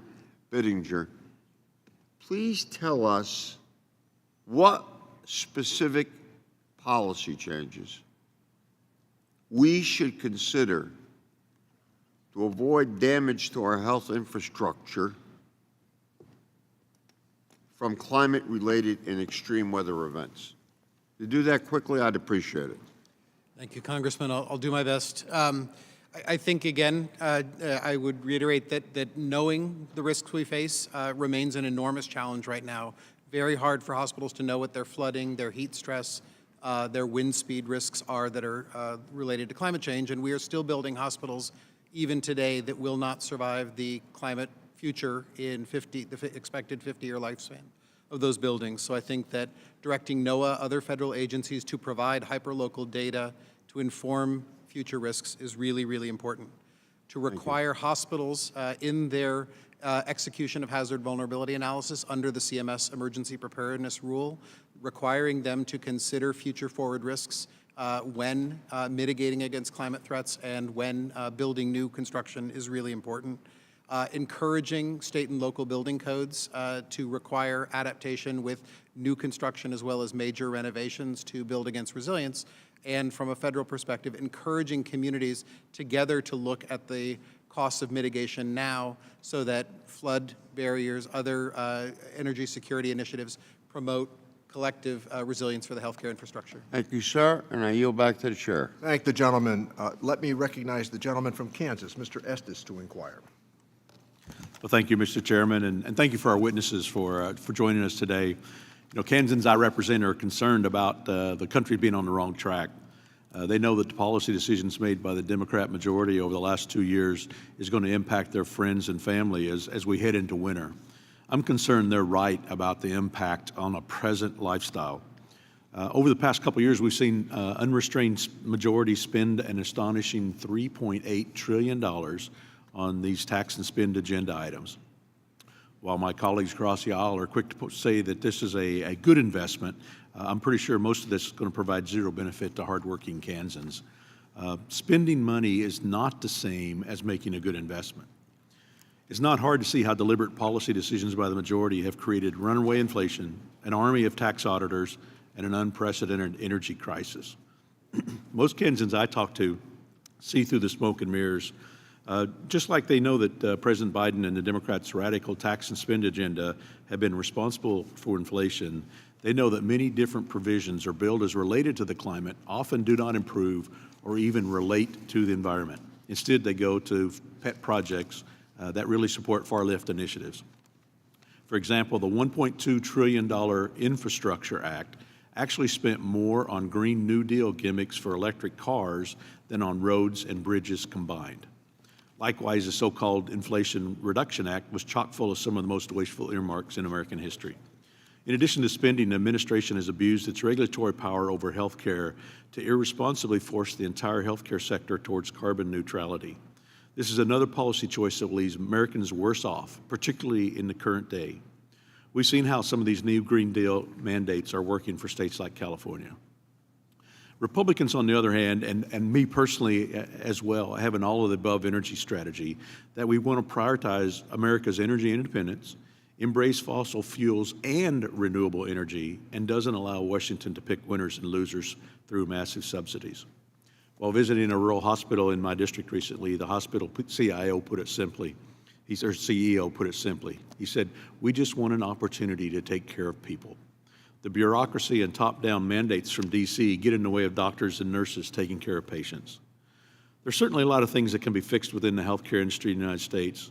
Of the numerous healthcare-related problems, many which impact our constituents today, we've not had real hearings on what we need to address.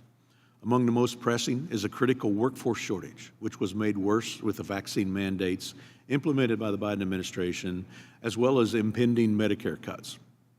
So thanks to bad policy decisions in Washington, hospitals and nursing homes are unable to employ enough full-time staff to remain at full capacity and take care of those in need today. I'm sure that we don't want to wait until facilities been closing to have debates that need to be had in this committee. Mr. Powell, we've talked a little bit about the grid. I mean, you've talked some about that. You know, Californians aren't even allowed to charge their electric vehicles. So why has the California power grid had issues keeping up with demand? Thanks very much. Thanks very much for the question, Congressman. California has made a number of decisions to prioritize a very particular set of clean energy technologies over the last couple of cycles. And those decisions have, at times, really challenged the ability of that grid to sustain constant, reliable power, especially through extreme weather events like heat waves and increasingly fires that are facing California, both because of the impacts of climate change and because of poor forest management practices in California. Thankfully, as I mentioned in my testimony, they have taken action to preserve the Diablo Canyon nuclear plant as of a few weeks ago. They've also taken action to build a much larger resiliency reserve and also to focus on ultra-resilient sources of both renewable and clean energy, so things like large-scale geothermal energy and a very large system of long-duration energy storage, so batteries effectively or other storage technologies that would really back up the wind and solar that they've put on the grid. The order in which they've done these things has led to both very high costs in California and, in many instances, poor reliability in that grid. I tend to think that had they done these things in a different order, so started by preserving their existing clean energy generating assets, like both of their major nuclear facilities to begin, and then focusing on a combination, a portfolio of both ultra-resilient clean energy resources, again, like long-duration energy storage and geothermal and hydropower, and also layered on a fair amount of additional intermittent renewables like wind and solar. They could have accomplished the same outcomes, which is to reduce the emissions from their grid, but they could have done it at much lower cost and with much higher reliability. And I would love to see other states and our country as a whole take that kind of action as opposed to doing it the other way around and sort of be forced into these things at the last moment. Thank you, and I yield back, Mr. Chairman. Let me recognize the gentlelady from California, Ms. Sanchez, to inquire. Thank you, Mr. Chairman, and I want to thank our witnesses for joining us today. Climate change is real. It's happening now, and our communities are already feeling the devastating impacts. We have a saying in Mexico when somebody doesn't want to see something, que quieren tapar el sol con el dedo. They want to cover up the sun with their thumb. And unfortunately, I'm dumbfounded that my colleagues on the other side of the aisle are trying to deny that climate change is a very real, very present problem in our world today. And we don't have to look very far for current examples. Earlier this month, Southern California experienced one of the worst heat waves in history, and those conditions increased the risk of deadly fires and heat-related illness and death. Under extreme heat, Californians stepped up to prevent a power grid failure that could have been even more disruptive and even more costly.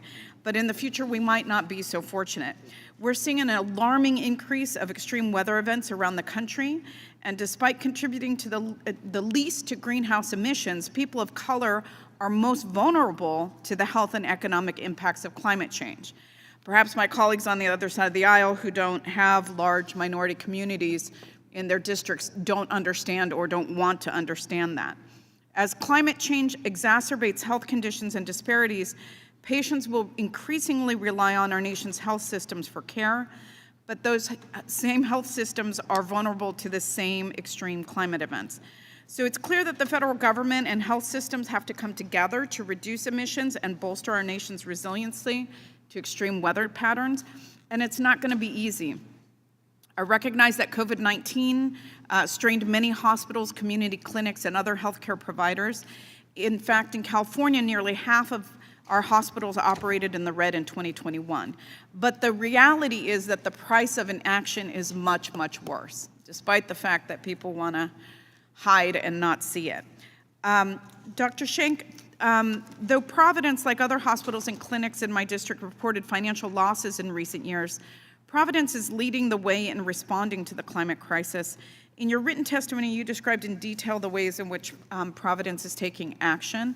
What are some of the challenges that Providence has faced when pursuing the new sustainability initiatives? And can you briefly share some lessons learned that can inform our federal policies as we move forward? Thank you very much for the question, Congresswoman.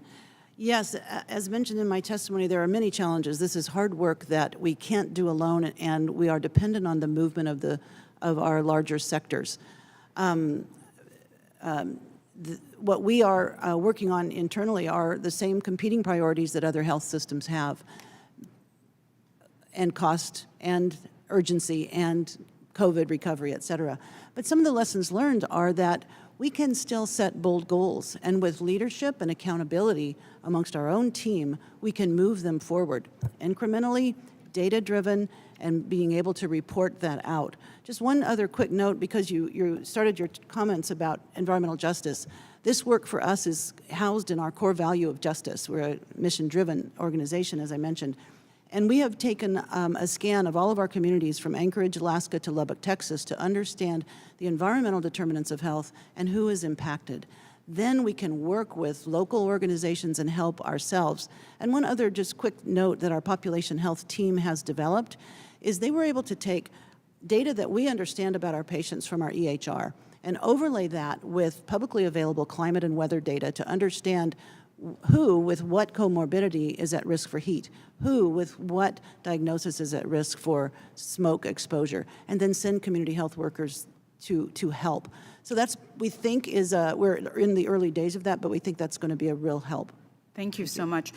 Dr. Catry, I want to thank you for your testimony and for calling attention to the care that community clinics provide. As you mentioned, it's even more difficult to respond to climate-related challenges without the same financial resources that larger healthcare organizations have.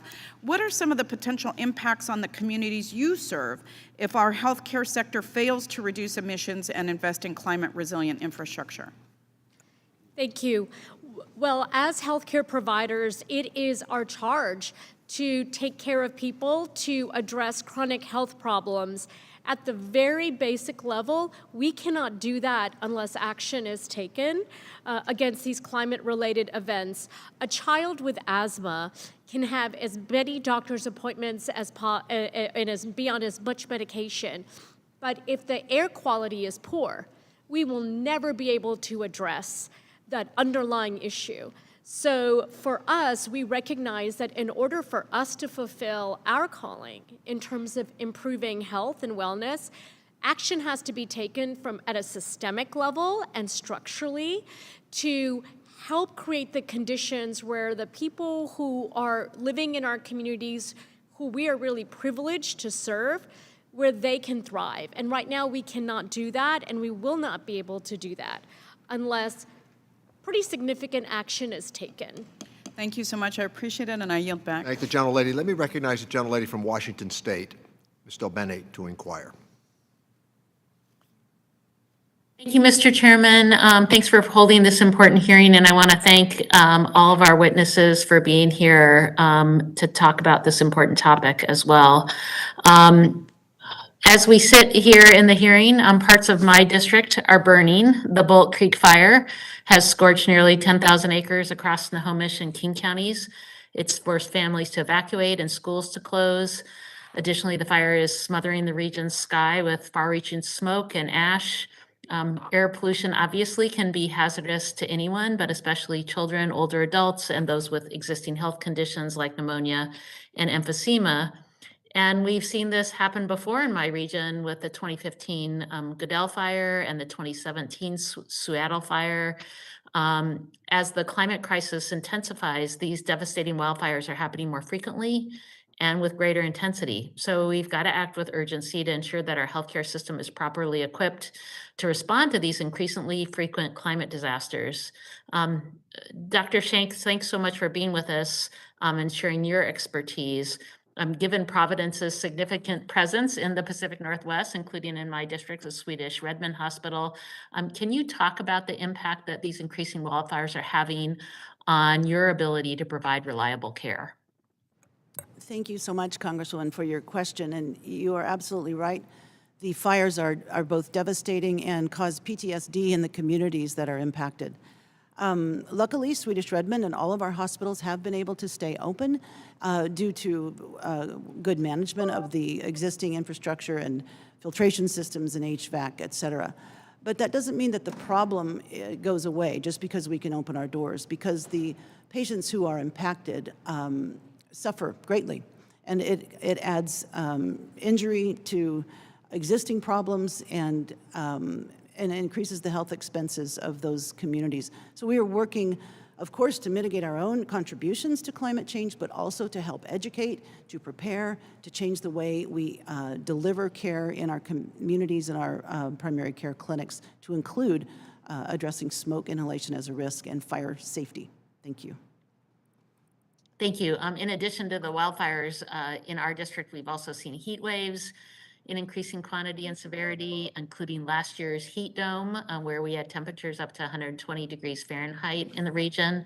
I also wondered how Providence is responding to extreme weather events like this as they increase in frequency, and what do you think Congress can do to help support your response? Thank you very much again. You know, in some ways, the heat is a bigger challenge. Now, that's hard to say because smoke blankets half of the nation, but the heat is so hard on the buildings. So we are having to adjust and catch up after each event to repair and prepare.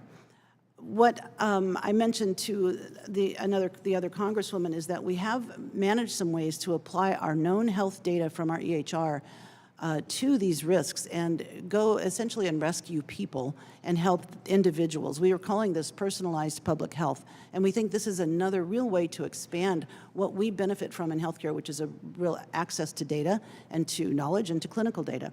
I would say what you can do is what has been mentioned before, is to really help support and bolster the hospital preparedness program.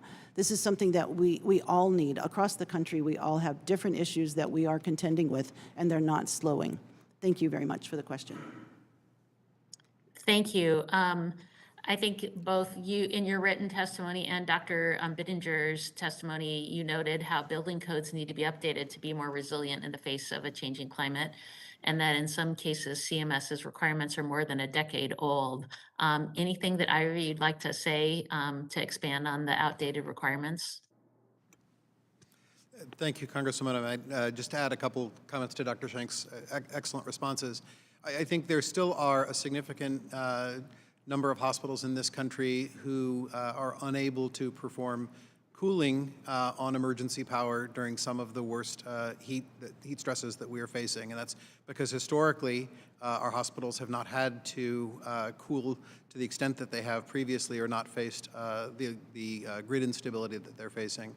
And a hospital that does not have cooling on emergency power in the setting of loss of power will need to evacuate. So I think looking at requirements for the ability to cool the healthcare infrastructure that exists in the setting of the heat waves we're facing and in the threat of the energy instability that we potentially face is an important one. Thank the gentlelady. Thank you. Thank you. I yield back. Thank the gentlelady. Let me recognize the gentleman from Tennessee, Mr. Kustoff, to inquire. Thank you, Mr. Chairman. Thank you for calling today's hearing, and thank you to the witnesses for appearing today. I think we've all heard, and I think we all understand, and we all agree that severe weather events and natural disasters impact the healthcare community. In fact, the healthcare industry in all of our communities, all 435 members of Congress. And I think we can also all agree that it's important that hospitals and other healthcare systems continue to respond to the needs and to the demands that come from such disasters. We've got to ensure that the healthcare systems remain resilient and that they remain strong, and that we make sure that our electric grid is reliable and secure. Now, Mr. Powell, I appreciate in your remarks and your statement that you really broke this down into three different points. First of all, how can we make the power grid and the electric grid more reliable? And you gave the example, I think you said it was last week, and it was in Santa Clara, California, where the system went out and people on respirators. Fortunately, there was a backup system, but they had to be transferred to other buildings within the hospital system. I think we can all agree that that's completely unacceptable. So essentially, how do we ensure that the electric grid itself is more reliable, not only in California, but across the nation? Well, thank you so much for the question. Thank you for your support across this committee, and also for your support for permitting reform, things like the Builder Act. We really appreciate that. I'll take, given the great state of Tennessee's long history in innovating nuclear energy, I'll take that example as one technology I think we really ought to focus on for the potential of its ultra-resilient characteristics. Leader Brady mentioned that the nuclear plants in Texas have been amongst the most reliable generators in the state. In hurricane after hurricane, they've stayed online. In Winter Storm Uri, one of them did go down, and it was because the water that cooled that nuclear plant, the feeding lines, temporarily froze. That was able to be quickly resolved. Advanced nuclear technologies won't even require water-based cooling systems in many cases. They'll be able to use non-water coolants for the reactor itself, and they'll be able to cool the whole thing with air or other technologies. And so they'll be even less susceptible to the vagaries of extreme weather, increasingly extreme weather over time, and should support an even more resilient power grid. I'll also point to micro nuclear reactors. These are things that are quite small, sort of at the 1 megawatt size, think kind of one wind turbine, but one wind turbine that could run 24/7, 365, and potentially be so safe that it could even be co-located in a city or in a large healthcare facility or other system that requires really significant backup characteristics. I think these are the kind of next generation technologies that both could significantly lower the emissions from the grid and cause the grid to be even more resilient to natural disasters. Following up on that, in terms of those micro reactors, within the process, how far away and frankly, how real are they? It's a great question. Some of these things you hear they're 3 years away, and they've always been 3 years away. I'd say they're actually 3 years away. So the Department of Defense, through the Strategic Capabilities Office, is planning to deploy the first of these, a mobile microreactor for forward defense applications, by 2024 at the Idaho National Laboratory. The final vendor has been selected. It's BWXT. The designs are underway. A number of civilian microreactor companies are currently moving through the Nuclear Regulatory Commission's process, Oklo in particular. Someone mentioned rural communities, even in Alaska, that suffer from extreme conditions and very high power prices. Those remote rural communities, particularly in Alaska, are very, very interested in deploying these, both for civilian applications and for defense applications. Eielson Air Force Base in Alaska is also planning on siting one of these by 2027. So we should know in the next couple of years if this is a viable option that we could then deploy nationwide.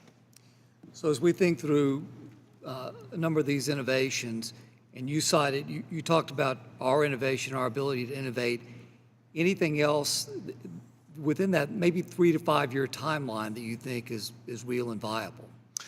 Well, I'll also mention, and a number of folks have mentioned the value of continued use of fossil energy. Next generation gas-fired power plants that capture all of their emissions have already been demonstrated on the Texas grid and connected and synchronized with the ERCOT grid.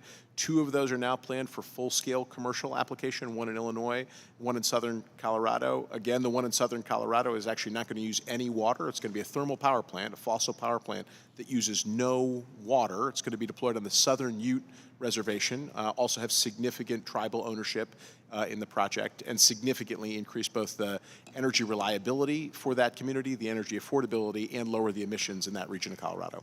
Thank the gentleman. Let me recognize the gentlelady from Alabama, Ms. Sewell, to inquire. Thank you, Mr. Chairman, and welcome to our witnesses. Today's conversation is long overdue, and I hope today's dialogue will finally shed light on the ongoing need to effectively address climate change in every part of our lives, especially our healthcare system. The state of Alabama, and particularly my district, has too often been the scene of many of the nation's worst tornado disasters. In fact, April 27, 2011, one of the earliest days in my own tenure as a member of Congress, forever shaped my perspective about climate change and about the need to address not only our physical infrastructure, but also our human capital infrastructure needs around climate change. The Birmingham-Tuscaloosa EF4 tornado was one of 360 tornadoes that touched down in the southeast United States on that same day. 64 lives were lost on that April 27th, as well as a result of this single tornado. Property damage alone in my district was $2 billion. While we can anticipate and protect our constituents with advanced weather radar systems and fortified underground storm shelters, the work that remains to be done is often in the aftermath of these tornadoes and other severe weather incidents. The local hospitals, if they escape unscathed, become automatically transformed into trauma centers. And we know that this is a huge problem in rural America and in underserved urban areas where the lack of personnel, the lack of up-to-date infrastructure bear a big burden. I would like to thank our first responders and thank our witnesses who are on the front lines of providing health care services to our communities across this nation.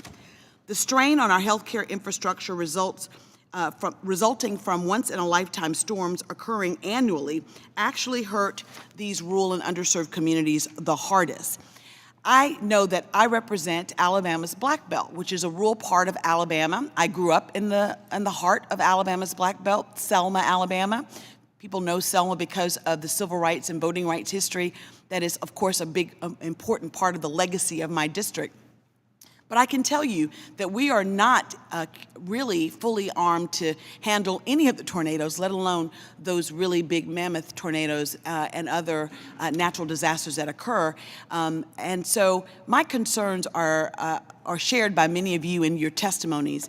In fact, I wanted to ask a question about telehealth and whether or not telehealth, while it is not a cure-all, it is one way of dealing with access issues that often occur, especially in minority communities. And so my question is to you, Dr. Katri, who actually you represent neighboring state of Tennessee. Can you talk to us about the underserved communities that you take care of and how these natural disasters put a disproportionate effect on your resources, your limited resources in these areas? And thank you for your service. Thank you very much. I grew up in Alabama, so big fan. Thank you. So absolutely, we are seeing firsthand the impact of these climate events on not just one part of some people's lives, but in Tennessee, we're an agricultural community. People don't have food to eat if their crops fail. Our patients will literally harvest the food for the summer and can it for the winter. So when we talk about the impact of climate change, it is absolutely very significant for severe weather events, but there are lots of kind of increasing chronic consequences to the livelihood of our patients, to the work that they do, to their relationships, and even connection with other aspects of their lives. I will also just highlight telehealth saved us during the pandemic. It absolutely saved us. We have patients in rural areas who could not come to the clinic, and they also had immune-compromised conditions. It was not safe for them. Absolutely. And I have to say, I'm down to my last 20 seconds, and I just wanted to add that collection of data in advance of these climate changes, I know that that's been a common theme throughout our witnesses.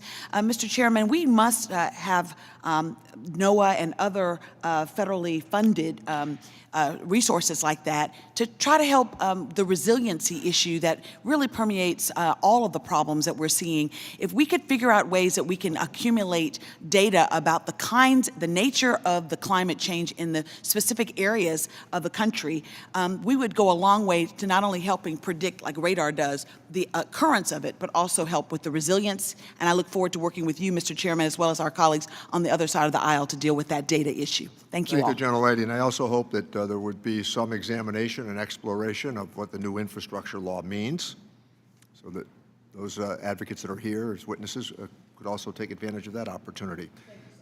Let me recognize the gentlelady from California, Ms. Chu, to inquire.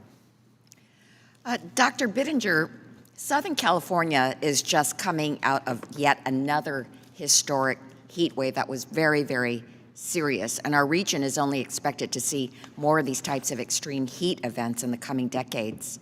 However, unlike other West Coast states like Oregon and Washington, California does not collect public health data on increased deaths due to extreme heat events.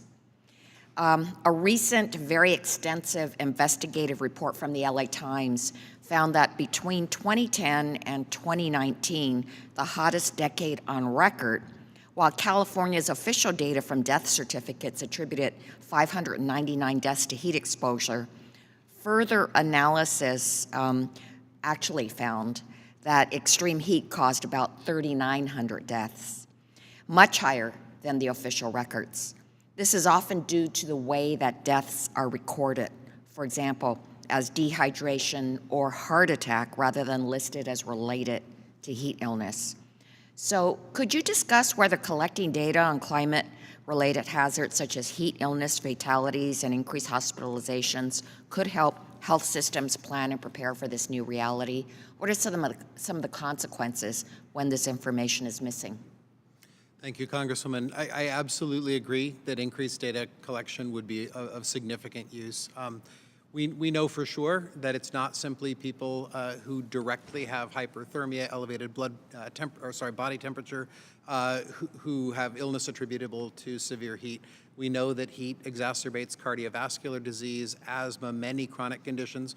We know that in the setting of heat waves, we see increased emergency department visits, increased hospitalizations, but I don't think we have enough data to know exactly which patients in which zip codes, under what conditions are at greatest risk. And some of my colleagues here on the panel have talked about the outreach initiatives that I think we also need to be doing in the healthcare system, calling patients proactively when we know that a heat wave is coming, checking on their health, providing for their needs. And the only way we can improve our outreach, our response systems is with data.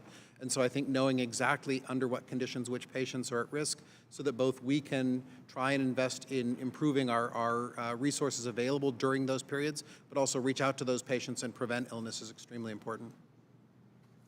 Thank you. Dr. Shank and Dr. Khatri, according to an analysis done by the Commonwealth Fund, healthcare professionals experience the physical and mental health risks of climate change more acutely than the general population.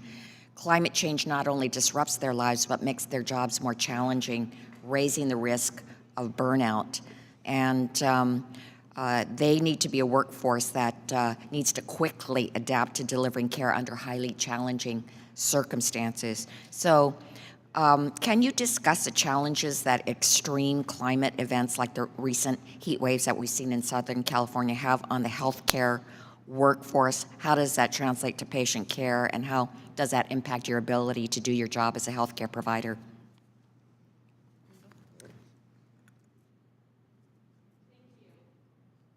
Thank you. So for us, as I'd mentioned earlier, there are multiple effects of climate change for our healthcare workforce.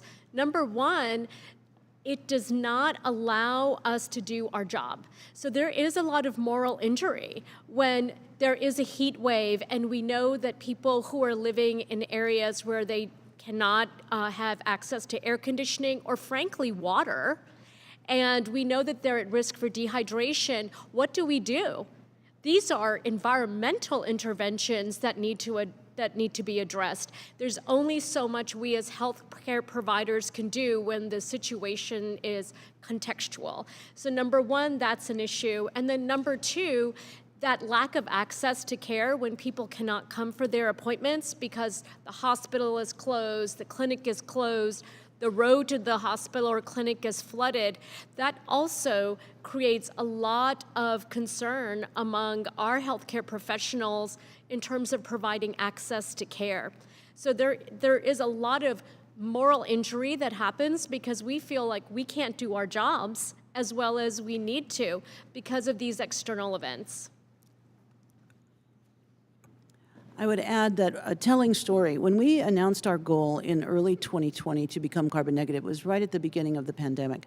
And I thought, well, we won't make a lot of progress because this is overwhelming. But I had so many people, particularly clinicians and other employees, say, I'm so glad we're doing this. And it's to your point of the concern and fear that individuals have, not only about extreme events, but about the ongoing cumulative problem that we face. Thank you. With that, let me recognize the gentleman from Missouri, Mr. Smith. Thank you, Mr. Chairman. Mr. Powell, it's no surprise that President Biden and the Washington Democrats' Green New Deal spending spree has resulted in soaring energy costs and higher prices across the board, hurting American families and healthcare providers alike. Just look at California's energy crisis, where blackouts and usage restrictions are the new normal.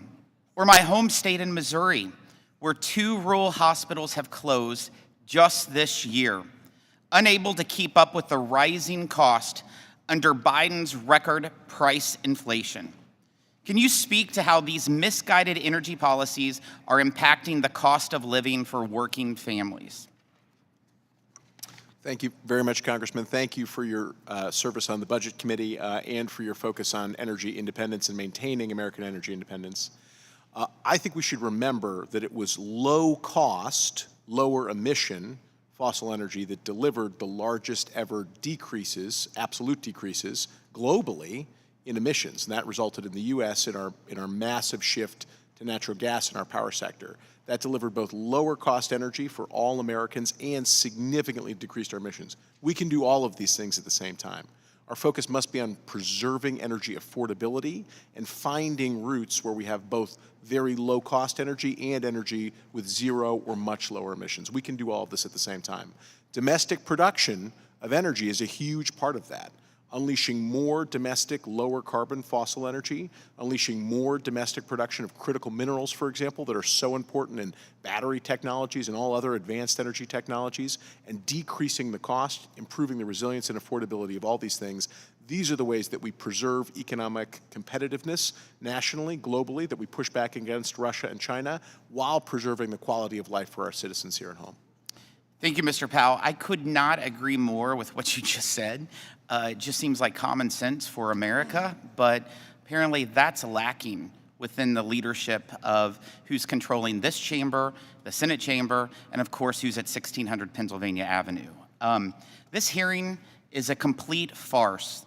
I'm embarrassed that our committee is acting so irresponsibly on yet another liberal wish list item when Americans continue to hurt from disastrous Washington Democrat policies. The majority should be ashamed. The majority has yet to hold a hearing on solutions to lower health care costs for families, but instead passed billions in Obamacare bailouts for wealthy Americans that will keep prices high for hard-working families. The majority has yet to do a single thing to address the opioid crisis, which exploded due to blue state lockdowns and President Biden's failure to secure our nation's southern border. And they spent trillions that sparked the worst inflation crisis in 40 years, which is making it harder for families to afford care or put medicine in their cabinets. You see, there are multiple crises in healthcare that are of significant and immediate risk to innocent Americans, yet this committee has failed to discuss those very real, very dangerous crises. Instead, my colleagues on the other side of the aisle are pandering to their radical left base and are desperately trying to pull climate change into the committee's jurisdiction. Meanwhile, as we sit here discussing Green New Deal priorities, our health industry is succumbing to President Biden's inflation crisis. Health insurance has risen 17% since Biden has taken the oath of office. Medical supplies are up 11%. Hospital services are up 7%. And all these rising costs are trickling down at the expense of patients, hard-working Americans. Let me be clear. Climate change is not the greatest threat to health care in America. It is the leadership of Washington Democrats that poses the greatest threat to health care in America. I yield back, Mr. Chairman. Thank the gentleman. Let me state for the record, I think the witnesses have been superb, all of you. With that, let me recognize the gentleman from New York, Mr. Higgins, to inquire. Thank you, Mr. Chairman, and thank you all for being here. It's been very helpful, and the Inflation Reduction Act is in essence, a climate change bill. It's the largest investment in the history of this country, in the history of this world, to address the climate change situation or challenge that all of us face. Different regions of the country have a different set of challenges. I represent Buffalo, New York, Niagara Falls, New York, which is often viewed as a climate change refuge, a place that will be least affected by climate change than many other parts of the country. But I will tell you, when you look at the effect of climate change, what's happening are the wets are wetter, the hots are hotter, the winds are gustier, and the snows are snowier. So each region has an effect based on the seasons relative to the impact it's having on their communities. And we have hospitals in our communities who have taken advantage of the monies that are available to deal with their IT situation, which are on ground levels, are now at a higher level because of flooding and those kinds of things. These are real impacts that the climate is having on healthcare. The other issue is the individual impact, both on physical health and mental health. So these are critically important issues that are about to be addressed with the climate change bill, or what I call the climate change bill, and it's a $370 billion investment to really change things, to really get on to a course of energy independence. And I will tell you, and I've heard it said here before, that we are energy independent. We are not energy independent. Prior to the invasion of Ukraine, the United States was importing 22 million barrels of crude oil every single month from Russia. So these bills are very, very important, and it's lessening our dependence on foreign oil and petroleum products, and making our economy more independent, and also our environment more independent as well. So Dr. Bittinger, can you talk more about the challenges and opportunities that face the healthcare infrastructure with the influx of migration from other parts of the country as a result of increased climate disasters elsewhere, and how we should think about combating climate change crisis in regions like Western New York and your home in Massachusetts that also deal with more in severe winter weather? I think, Congressman, if I don't understand your question correctly, please correct me. I think, the important thing is for the healthcare system that we are open for everyone who needs us. And we know, as has already been mentioned in this hearing, that especially our most vulnerable communities tend to suffer the most and have the least access to healthcare. And so I think one of the struggles that my system has, but all of the healthcare systems in my state, and I think across the country, face, is making sure we can have equal access to healthcare in the worst of climate threats. And some of our safety net institutions, some of our community providers right now struggle the most with their resilience in the face of severe weather threats. And I think one of the greatest challenges we are commonly facing is the ability to make sure that no matter what the threat is, severe heat, wind, snowstorms, flooding, that we can all stay open and continue to provide care to those who are in our communities. Am I addressing your question? You are. Thank you very much, and I'll yield back, Mr. Chairman. Thank the gentleman. Let me recognize the gentleman from Michigan, Mr. Kildee, to inquire. Thank you, Mr. Chairman, for recognizing me and for holding this important hearing.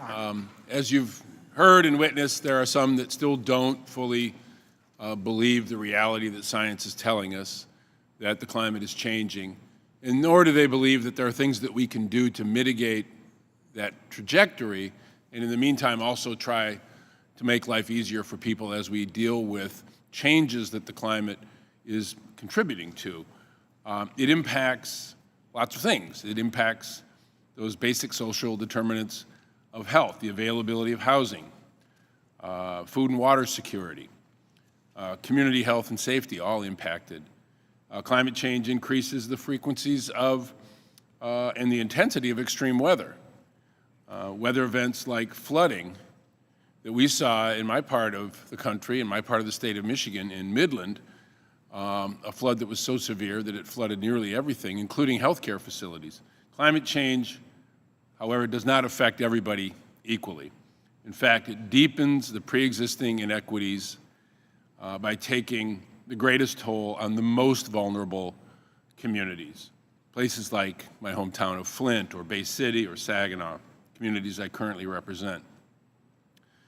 No one's more aware of the unequal impact of climate change than the providers that directly serve these vulnerable communities. Safety net hospitals, for example, community health clinics. However, these facilities operate, as I'm sure you all know, on really slim margins and can't always afford to make the investments in more expensive climate resiliency infrastructure. And so I wonder, Dr. Cottry, if you might comment how the federal government can specifically help these facilities serve their vulnerable patients at times when that is a real challenge, particularly in the midst of extreme weather events. How can we make sure they have the resources they need to be prepared for that? Thank you, and thank you to everyone on this committee who supported community health centers as we were on the front lines of the pandemic and the front lines of all the major public health concerns that have faced our nation. We are used to doing a lot with a little. That's just who we are as community safety net providers. However, this climate change, the consequences of it, is unprecedented. And as I listen to my colleagues, I absolutely agree. We need data, we need infrastructure support, we need expertise within our system. We don't have it. You know, we are out there in the communities, we're giving vaccines, we're taking care of people, making sure they can get insulin. We don't have any bandwidth to take on what you're saying. Yet, if we want to help keep our communities safe, we need help. We want to be able to help our communities. We want to be able to support our communities. We will need additional resources to be able to do that. And once we get those, then we can fly. We can innovate and really strengthen that entire fabric of the safety net. Thank you. Well, thank you so much. And again, let me just say how much I appreciate the great work you all do. Dr. Shank, I wonder if you might comment. I appreciated very much the We Act framework that you outlined in your testimony, particularly interested in the focus on agriculture and food. I'm from Flint. I may have mentioned that a time or two. Some of our health facilities, including a pediatric clinic in my district, have a fruit and vegetable prescription program. The program essentially sees food as medicine, and of course in vulnerable communities that's absolutely the case. The program provides a $15 prescription for fresh fruits and vegetables for every child that visits their clinic. And those prescriptions can be filled at the farmer's market, which is located within walking distance from the clinic or the bus station.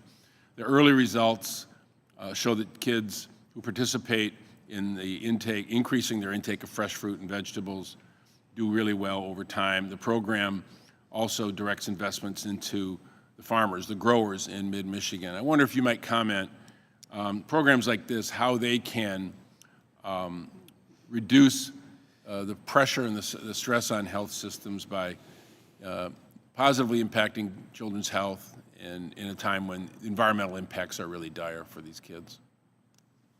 Thank you, Congressman. We have a very similar program at one of our hospitals, a prescription produce program. And we do feel like by tying together health, environment, activity, local, for the local economy, it really does help to move the dial forward. We have, the A is in our, we act because we know how substantial the contributions from agricultural are.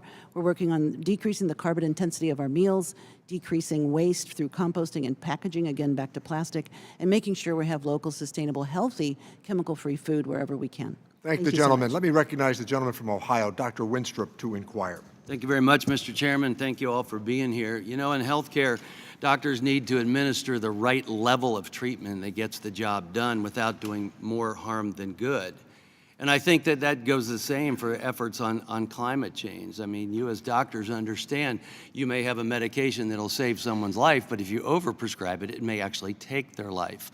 Recently, I read an article that came out of the National Oceanic and Atmospheric Administration that said that where we are cleaning the air more, it is actually heating the earth. And it's creating more hurricanes and storms, and they're basing it on 20-year data, that with less pollution, we get more hurricanes and storms, and it heats the earth, and that's what brings on. So that's from NOAA. You can look it up and debate that, but it tells me that we need to have further discussions, make sure we're not over-prescribing it. We got to be smart about our energy policy. We can't afford to crush American families with higher costs or put our health at risk with crippling energy shortages. You know, I take the all of the above strategy when it comes to energy, do things smartly and what's going to work best in a certain area.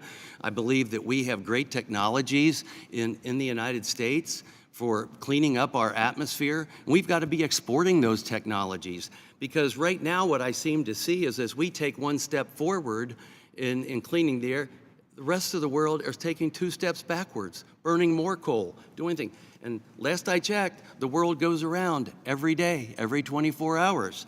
And so we need to take a 360-degree approach to everything that's taking place and what's being reported and what the actual facts on the ground are, so we do things smartly, so we don't do more harm than good. And, you know, if we're going to energy sources that rely on China, such as batteries and solar panels, we're putting ourselves at great risk as far as our national security and our health security. I think about the hurricanes that took place in Puerto Rico.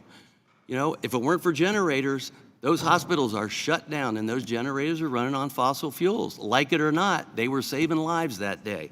And not just that day, but for weeks at a time.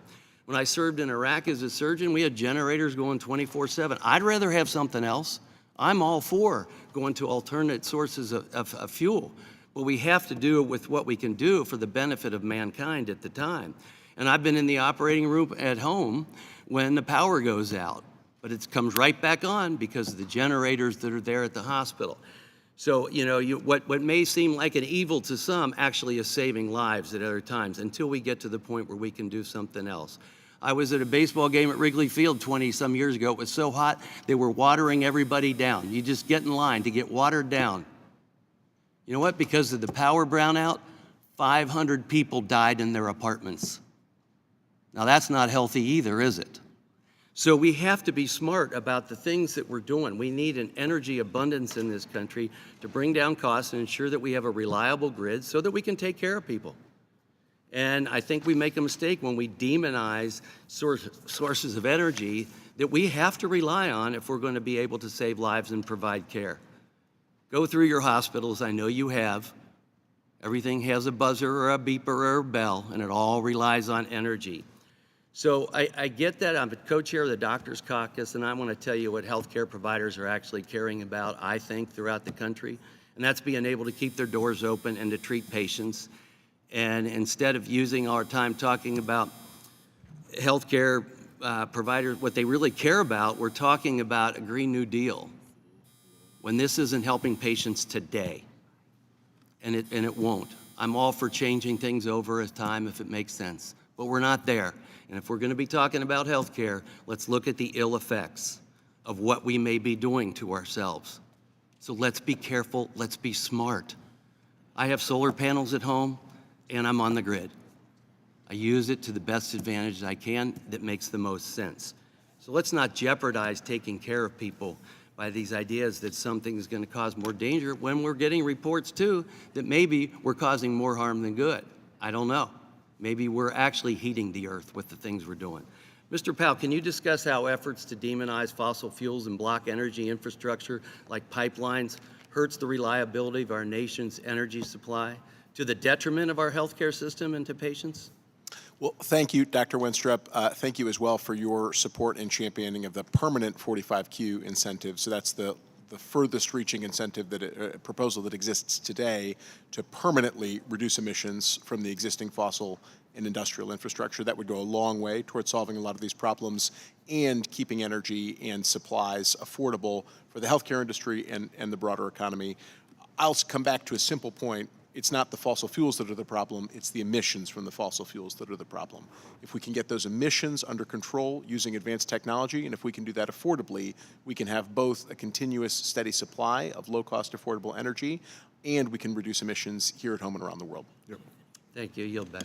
Thank the gentleman. It is my intention to try to finish here before we go to vote. If what happens later on is similar to what happened yesterday. That means members will be denied an opportunity to ask questions who stayed through the hearing.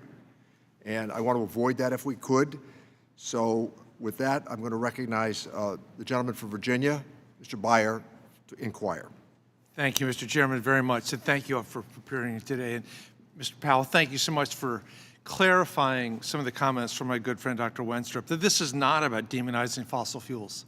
This is about trying to take care of the health of all Americans. I've actually had representatives of more than 20,000 healthcare providers in Virginia come to me to talk about what climate change is doing to their patients. Dr. Bittinger, how do you see the current HHS efforts? They've had their climate pledge in April. They have an Office of Climate Change and Health Equity. They have Administration for Strategic Preparedness. Have these been helpful? What do we need to do next? What's Congress's role in strengthening HHS's climate commitment? Thank you, Congressman. I think, as you may know, my system has signed on to the climate pledge, and we do believe that that's a very positive step forward. I think from an HHS perspective, and I might concentrate on specifically the healthcare preparedness side of things through, say, the Administration for Preparedness and Response, that continuing to make sure we have a resilient healthcare infrastructure is really important.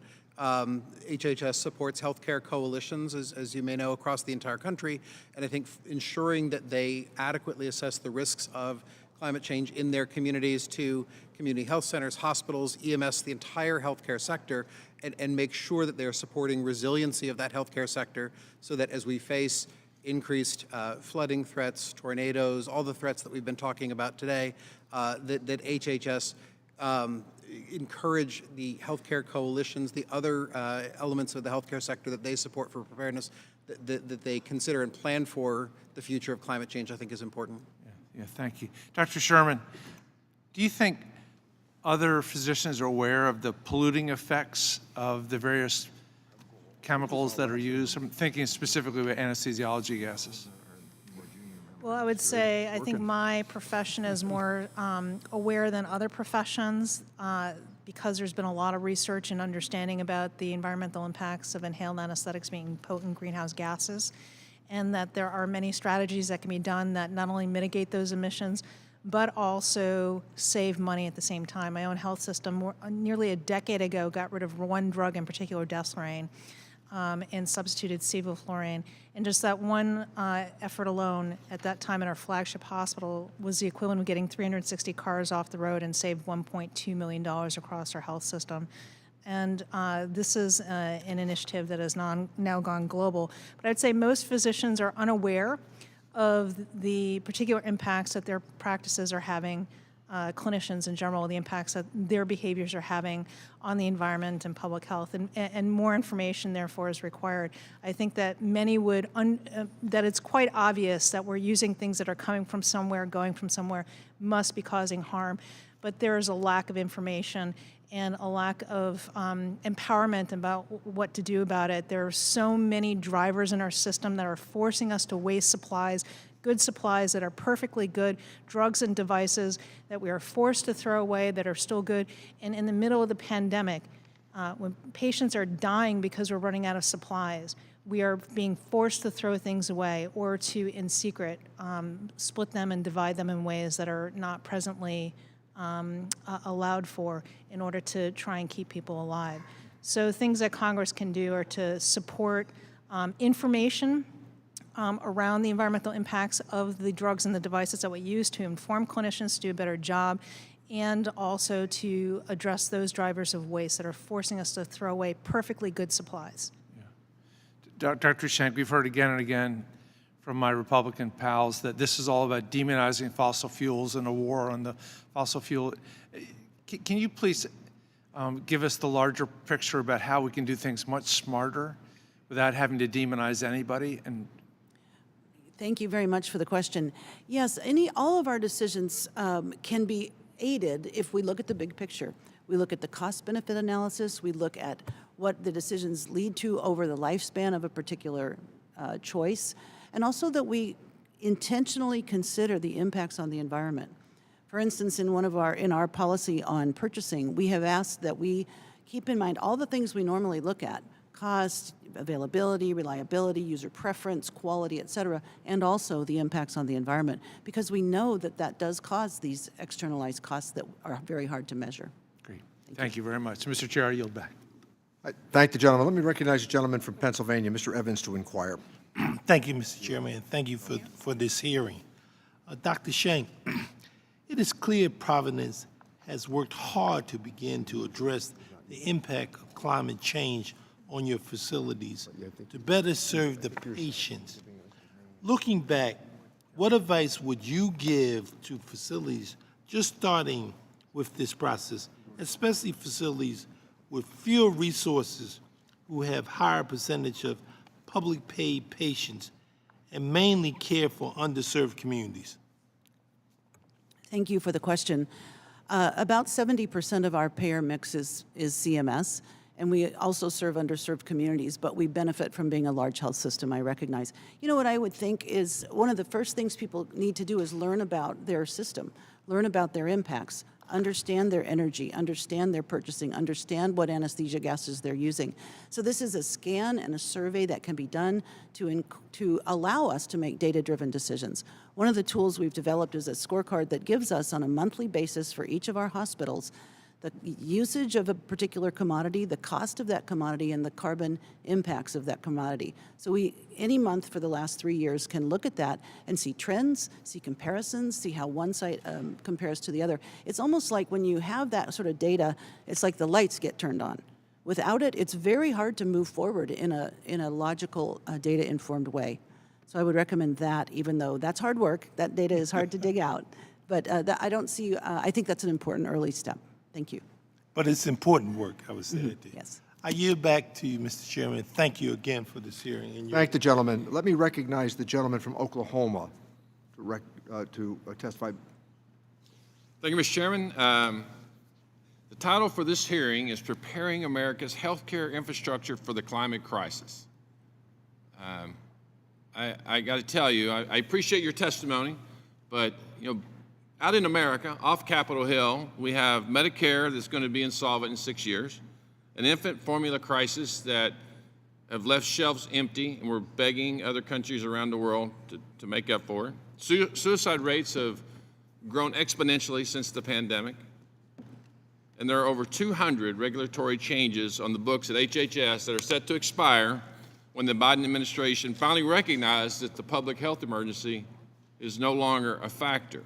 We could argue about that all day long because it only exists on the south end of the Capitol or not at the southern border. But anyway, these policies, like telehealth, will also disappear from seniors' reach. But we're not having any conversations. We have had a single hearing on any of these. Instead, we're talking about some futuristic galaxy far, far away from the reality of what's happening in America today. Just a few weeks ago, after our Democrat colleagues spent $250 billion on climate programs, now we're seeing what's happening in California. We have a governor who talks about turn your thermostats up, live in a colder house through the winter. And people wonder why we can't do anything here to help the American people. People are hurting back home, and we're talking again about something in the future. Since we're here to discuss the Democrat New Green Deal agenda for healthcare, let's dive into that. I shouldn't be, but I'm surprised that there's still more left on the Green New Deal wish list that after this passage of the Income Reduction Act. Like I said, there's a whole lot of we should be discussing today, but instead we're talking about forcing hospitals to adopt unreliable energy practices, and apparently my friends across the aisle want to take healthcare notes from Europe, where only 72% of patients seeking emergency care are seen within 4 hours. Emergency care. Maybe if the Europeans weren't wasting less resources on installing solar panels on their hospitals, they could actually take more and better care of their folks that are there waiting on them. And don't get me wrong, I mean, there's been a lot talked about over the last 2 years and then also now about let's follow the science. I'm an aerospace engineer. I understand science. This is not some talking point. I get it. I believe in science. I believe in all the above energy. I've said this since I've been here.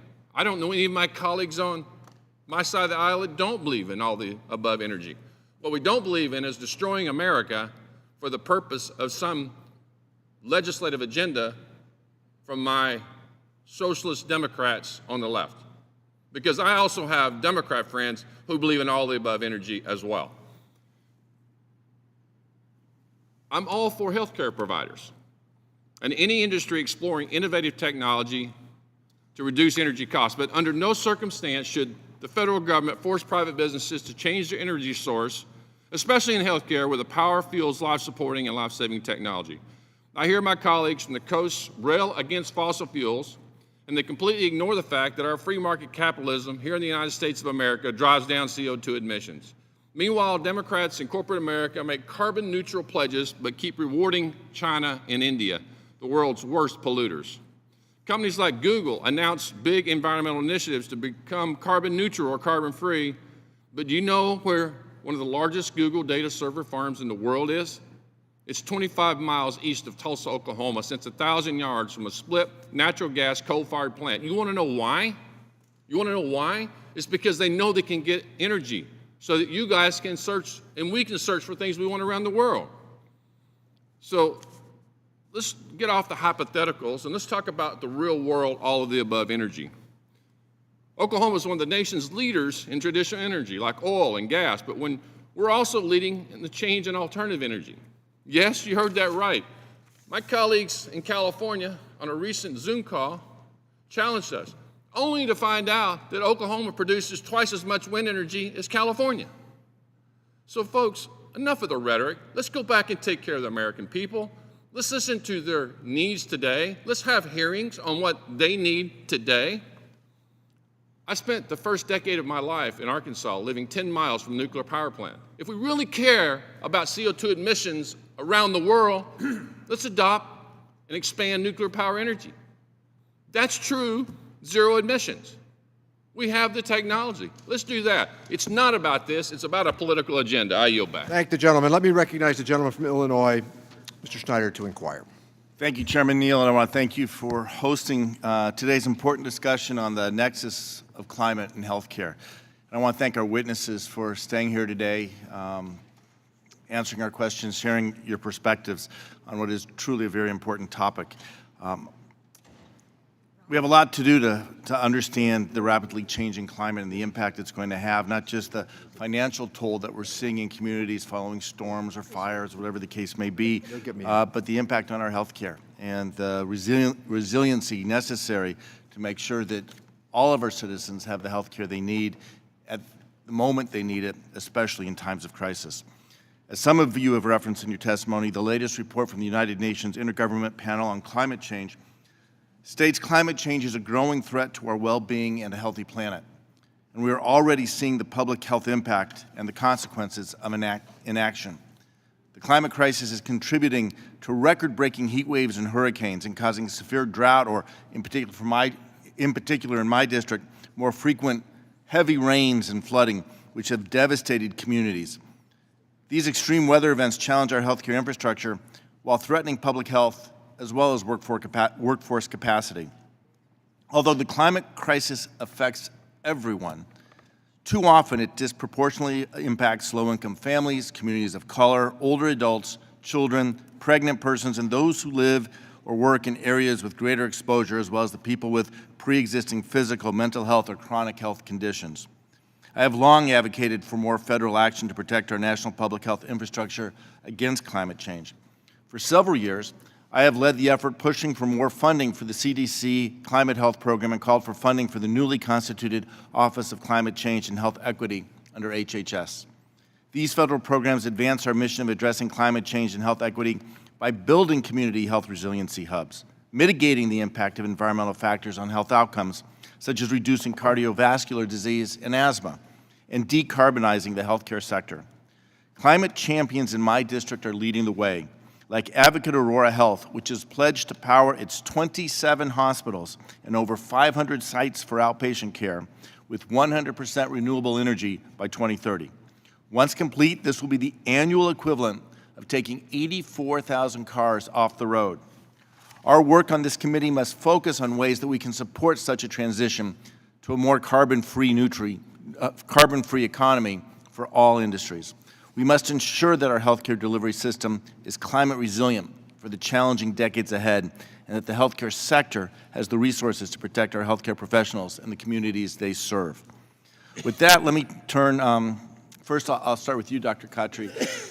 You talked about moral injury earlier affecting our healthcare providers. Others have talked about, we've seen an increase in suicide with the pandemic.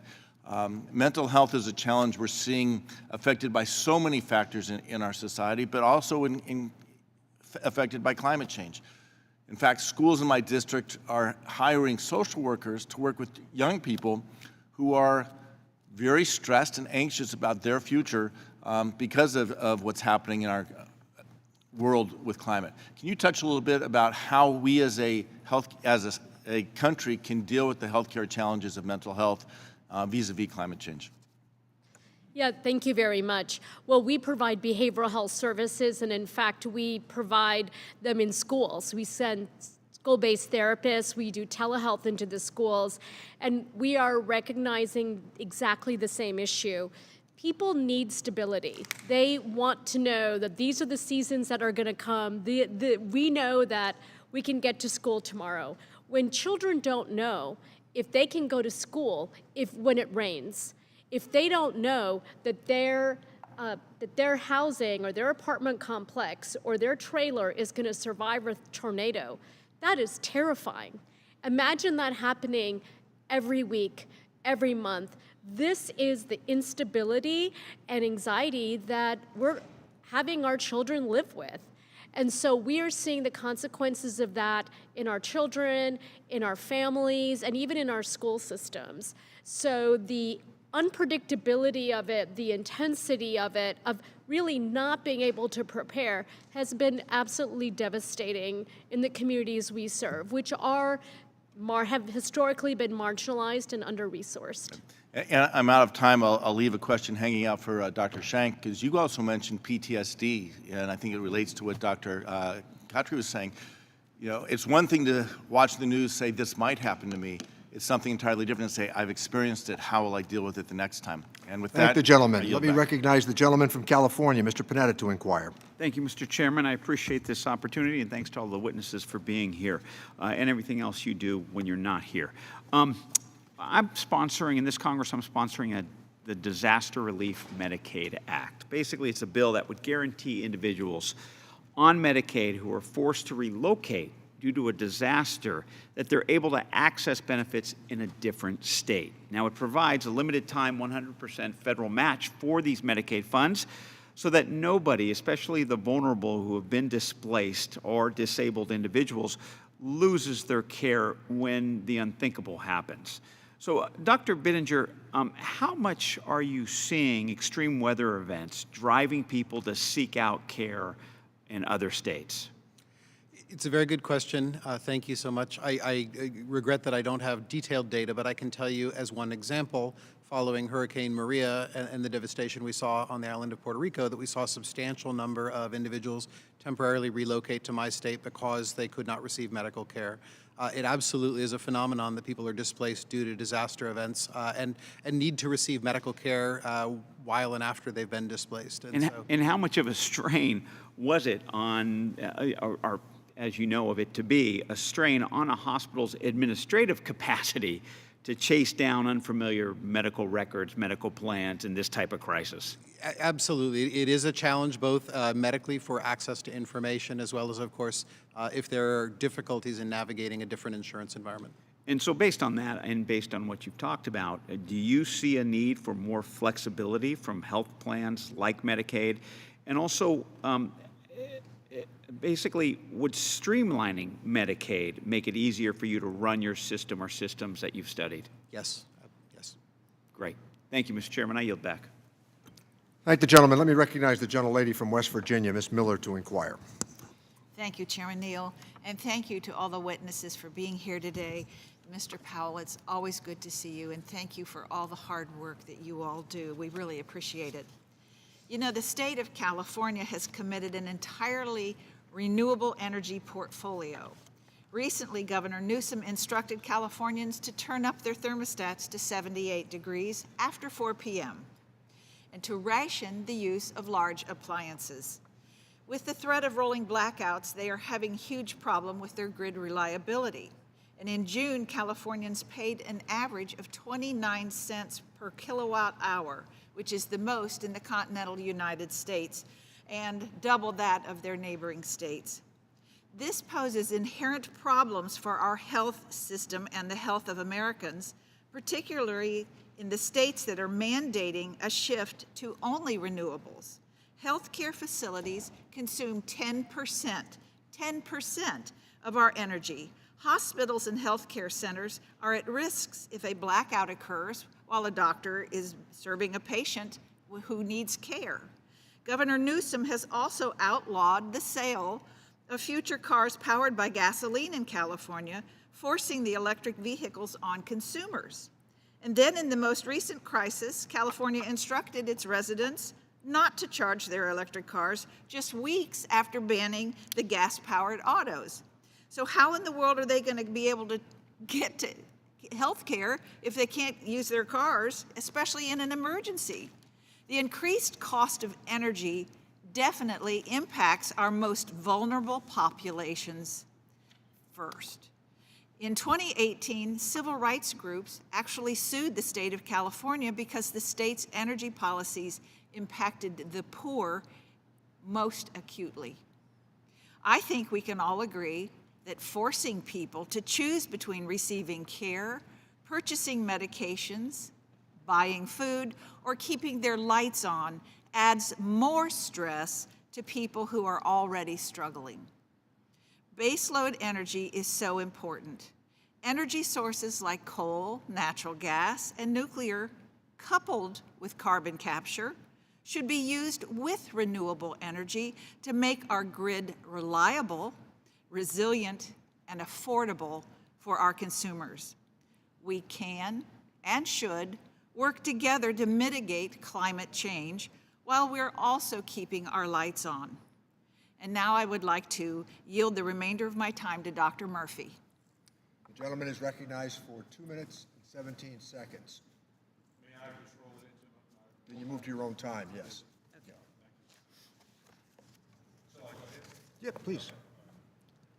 Thank you, Mr. Chairman, and thank you for the candidates, the witnesses who've come today. I appreciated your testimony.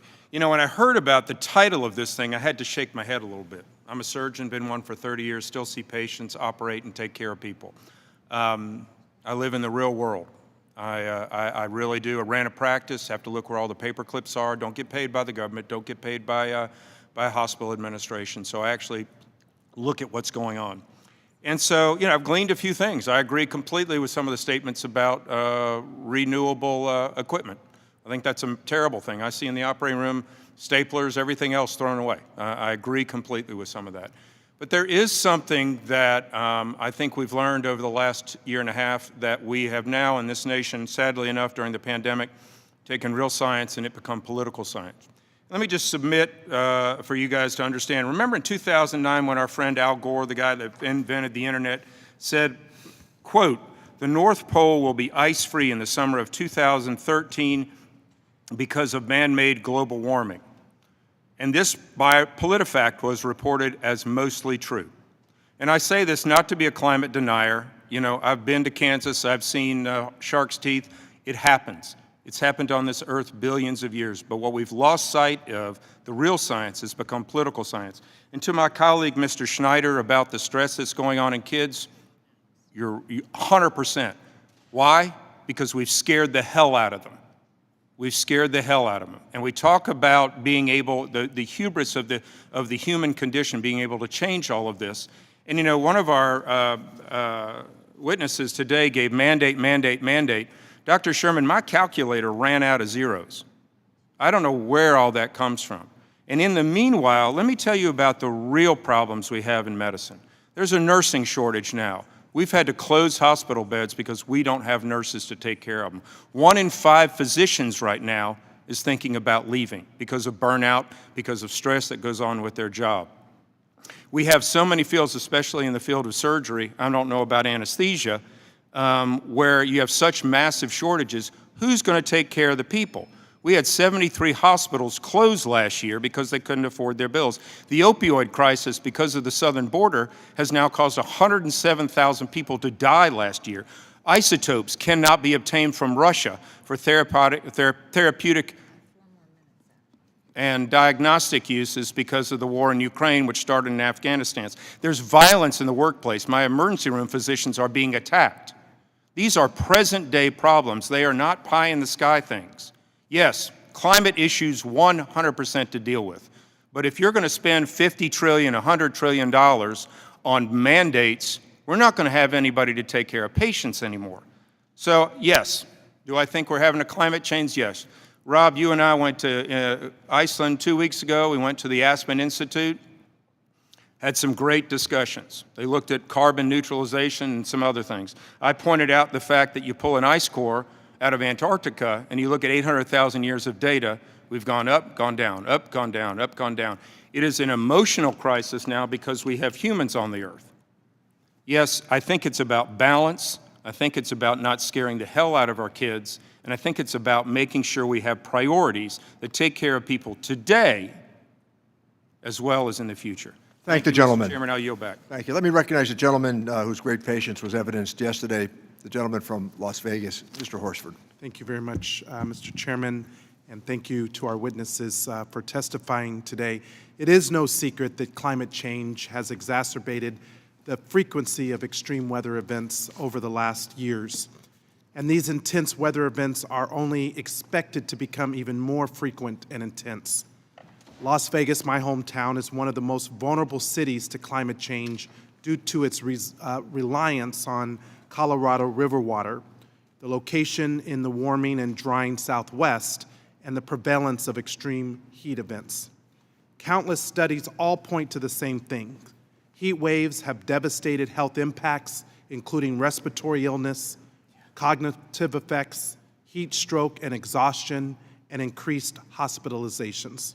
Not to mention the compounded risk for people with pre-existing conditions such as heart disease or hypertension.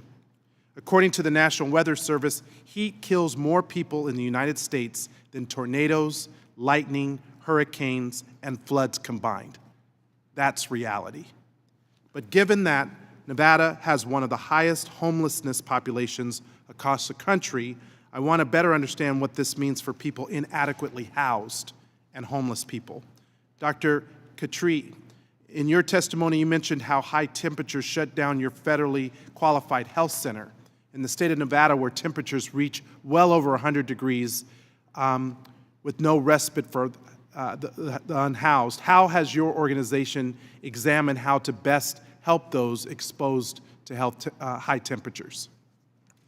Yes, thank you. In fact, one of our health centers is a homeless health center, and we serve people who are unhoused and are in homeless encampments throughout Tennessee. And that has been a real area of worry for us because there is no place for people to be cool, and they don't have access to water. It impacts their health because there are certain medications we cannot give them because they will become dehydrated. And so now housing status has to be integrated into every clinical decision that we make. Even if we have treatments that are effective for people, we cannot use them because it's so dangerous for people who are unhoused. So for us, it is an absolute critical issue to deal with the housing component of the climate crisis. Thank you. Dr. Bittinger, now because of the current heat wave, we are also facing a record-setting drought in Nevada. The water levels at Lake Mead have reached its lowest point in more than 85 years. Together, Lake Mead and the Hoover Dam supply water and power to over 25 million people, not only in Nevada, but also California, Arizona, and Mexico. My state is expected to receive 8% less water than what is normally allocated, and there's no clear sense of what this will mean for my constituents' water usage and quality.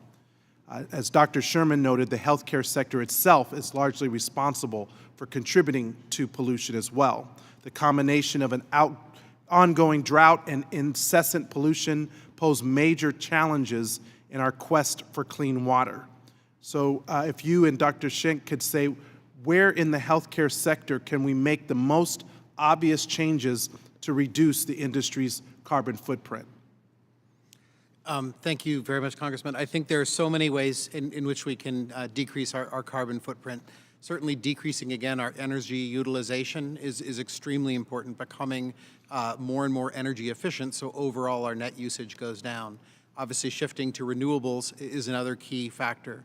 I think promoting resilience in all of the other ways in which we use energy, anesthesia, gases, and their contribution have been mentioned, but promoting healthy transportation for our patients and for our workforce so that indirectly that we contribute less, promoting use of supply chain products that do not contribute to climate change are really important. Thank you. I'll turn the rest to Dr. Shank. Thank you.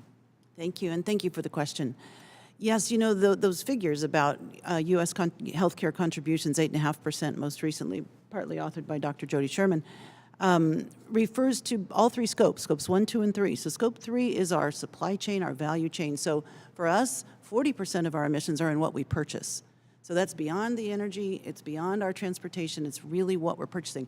For this, we need help. We need help from all actors to be more transparent, to be able to measure, to be able to make better choices about the emissions that we are then contributing through our purchasing decisions. Thank you. Thank you so much, Mr. Chairman. I yield back.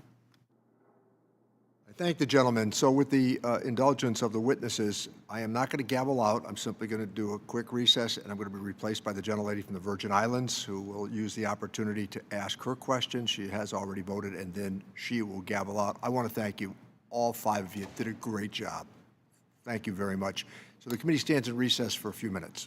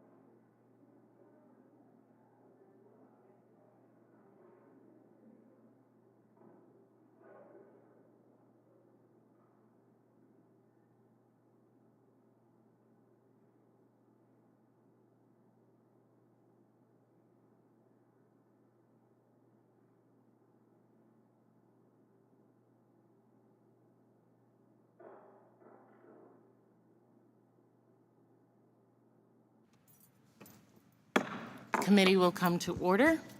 Thank you all. I recognize myself for 5 minutes at this time. I've been listening to the conversation that we all have been having here. I think we all can agree that, of course, healthcare is incredibly important, and of course, the infrastructure for that healthcare as well is important. We have just a difference of opinions on how resources should be deployed with regard to healthcare. Some of us believe that climate change and the effects of that can have tremendous effects on the infrastructure of our healthcare and is something that we should call attention to. I come to this from real life experience, representing the Virgin Islands, and this ironically being the 5th anniversary this month of 2 Category 5 hurricanes touching our islands. Our 2 primary hospitals, because we are separate islands, we have to have duplication of healthcare services, sometimes redundancies that are not economically feasible or financially feasible, but because of the toll and the necessity of people's lives, have to do that. I heard the questions with regard to how many people left Puerto Rico for healthcare. How many people leave the Virgin Islands is innumerable, because at this time, both of our hospitals, one on each island of our major islands, is not functional. The health clinic on St. John is not functional. We are still waiting to move into 5 years later, a mobile unit. A mobile unit, not the actual infrastructure, but the mobile unit before we begin construction, permanent construction of the hospital of the island that I live on St. Croix. Because of these issues, I cannot allow my own parents to live in the home of their birth. My dad is 90 years old, very ill, does not have much time left, and wants to come home. But I cannot allow that. I can't have my father have his final days on his birthplace because of healthcare infrastructure, because of healthcare needs. We cannot ask the best and brightest doctors to come and work in substandard locations. U.S. healthcare facilities have been directly impacted, and I know that the Virgin Islands is not unique in this. Places of Florida, Texas, Louisiana, Mississippi, all up and down the East Coast have been impacted by weather-related disasters and also harmed by indirect impacts, such as losing electricity or transportation access in ways that have threatened the health and safety of patients and staff. Potentially vulnerable institutions, including private and public, including Veterans Administration, Veterans Hospital facilities of many sizes, types, and locations. There have been numerous cases over many years of weather-related disasters threatening or damaging healthcare facilities and infrastructure they require for continuing effective care. In your view, what progress has been made over the past decade in ensuring adequate power, transportation access, and other infrastructural support to this sector? Where do you see the priorities for further action for any of the witnesses?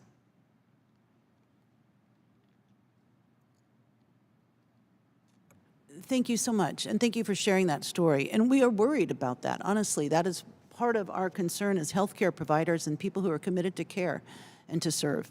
So we know that this is a global issue, and our call in Providence particularly, but I think for all of us, our call to equity really makes us want to respond to what we see, what I would describe as inequity in what you just described. So I think, you know, the canvas is large, what we can do, and we've talked about some of the mitigation efforts. I want to always remind that we need to do that in the face of equity, that we have to solve the problem such that it's fair. If I may for a moment paraphrase Pope Francis at risk of really blowing this. Okay. But he said, we don't have an environmental crisis and a social crisis. We have a complex socio-environmental crisis that must be addressed with the same root causes, one of which is addressing poverty, respect of the individual, and caring for our common home. So it's all tied together, and we need to keep those in mind as we go forward. And I could talk at great detail about specifics if I could do that later. Thank you. Is anyone else? Mr. Powell, Dr. Bittinger, anyone? I see myself as a fiscally responsible. I'm considered a fiscally moderate Democrat, but it makes fiscal sense to take care of infrastructure, to mitigate damages and create resiliency so that the costs are not greater later on. I'll simply say very quickly, we've spent very little time in the hearing today talking about pre-disaster resilience efforts. Most studies show that $1 invested in advance of a disaster is worth $4 to $11 avoided after the disaster. I think that there are a number of legislative proposals, I think, on both sides of the aisle to significantly accelerate investments in resilient infrastructure, and clearly that there's no better example of that than the islands. And I would, if I may, very briefly add just I think two things. Number one, I'm obviously so sorry to hear that you're still waiting to move into the mobile unit. There's an opportunity as you move into the more permanent construction to build resilience, exactly as Mr. Powell just mentioned, that we know how to build resilient healthcare facilities, and not just do it now, but for the futures that the Virgin Islands may face in the next 50 years. And doing that, I think, is extremely important. The second is we cannot be 100% resilient against all threats, and continuing to modernize our disaster medical response capabilities so that we are there sooner with a full range of what the community needs following a disaster to make sure we can maintain health is really important.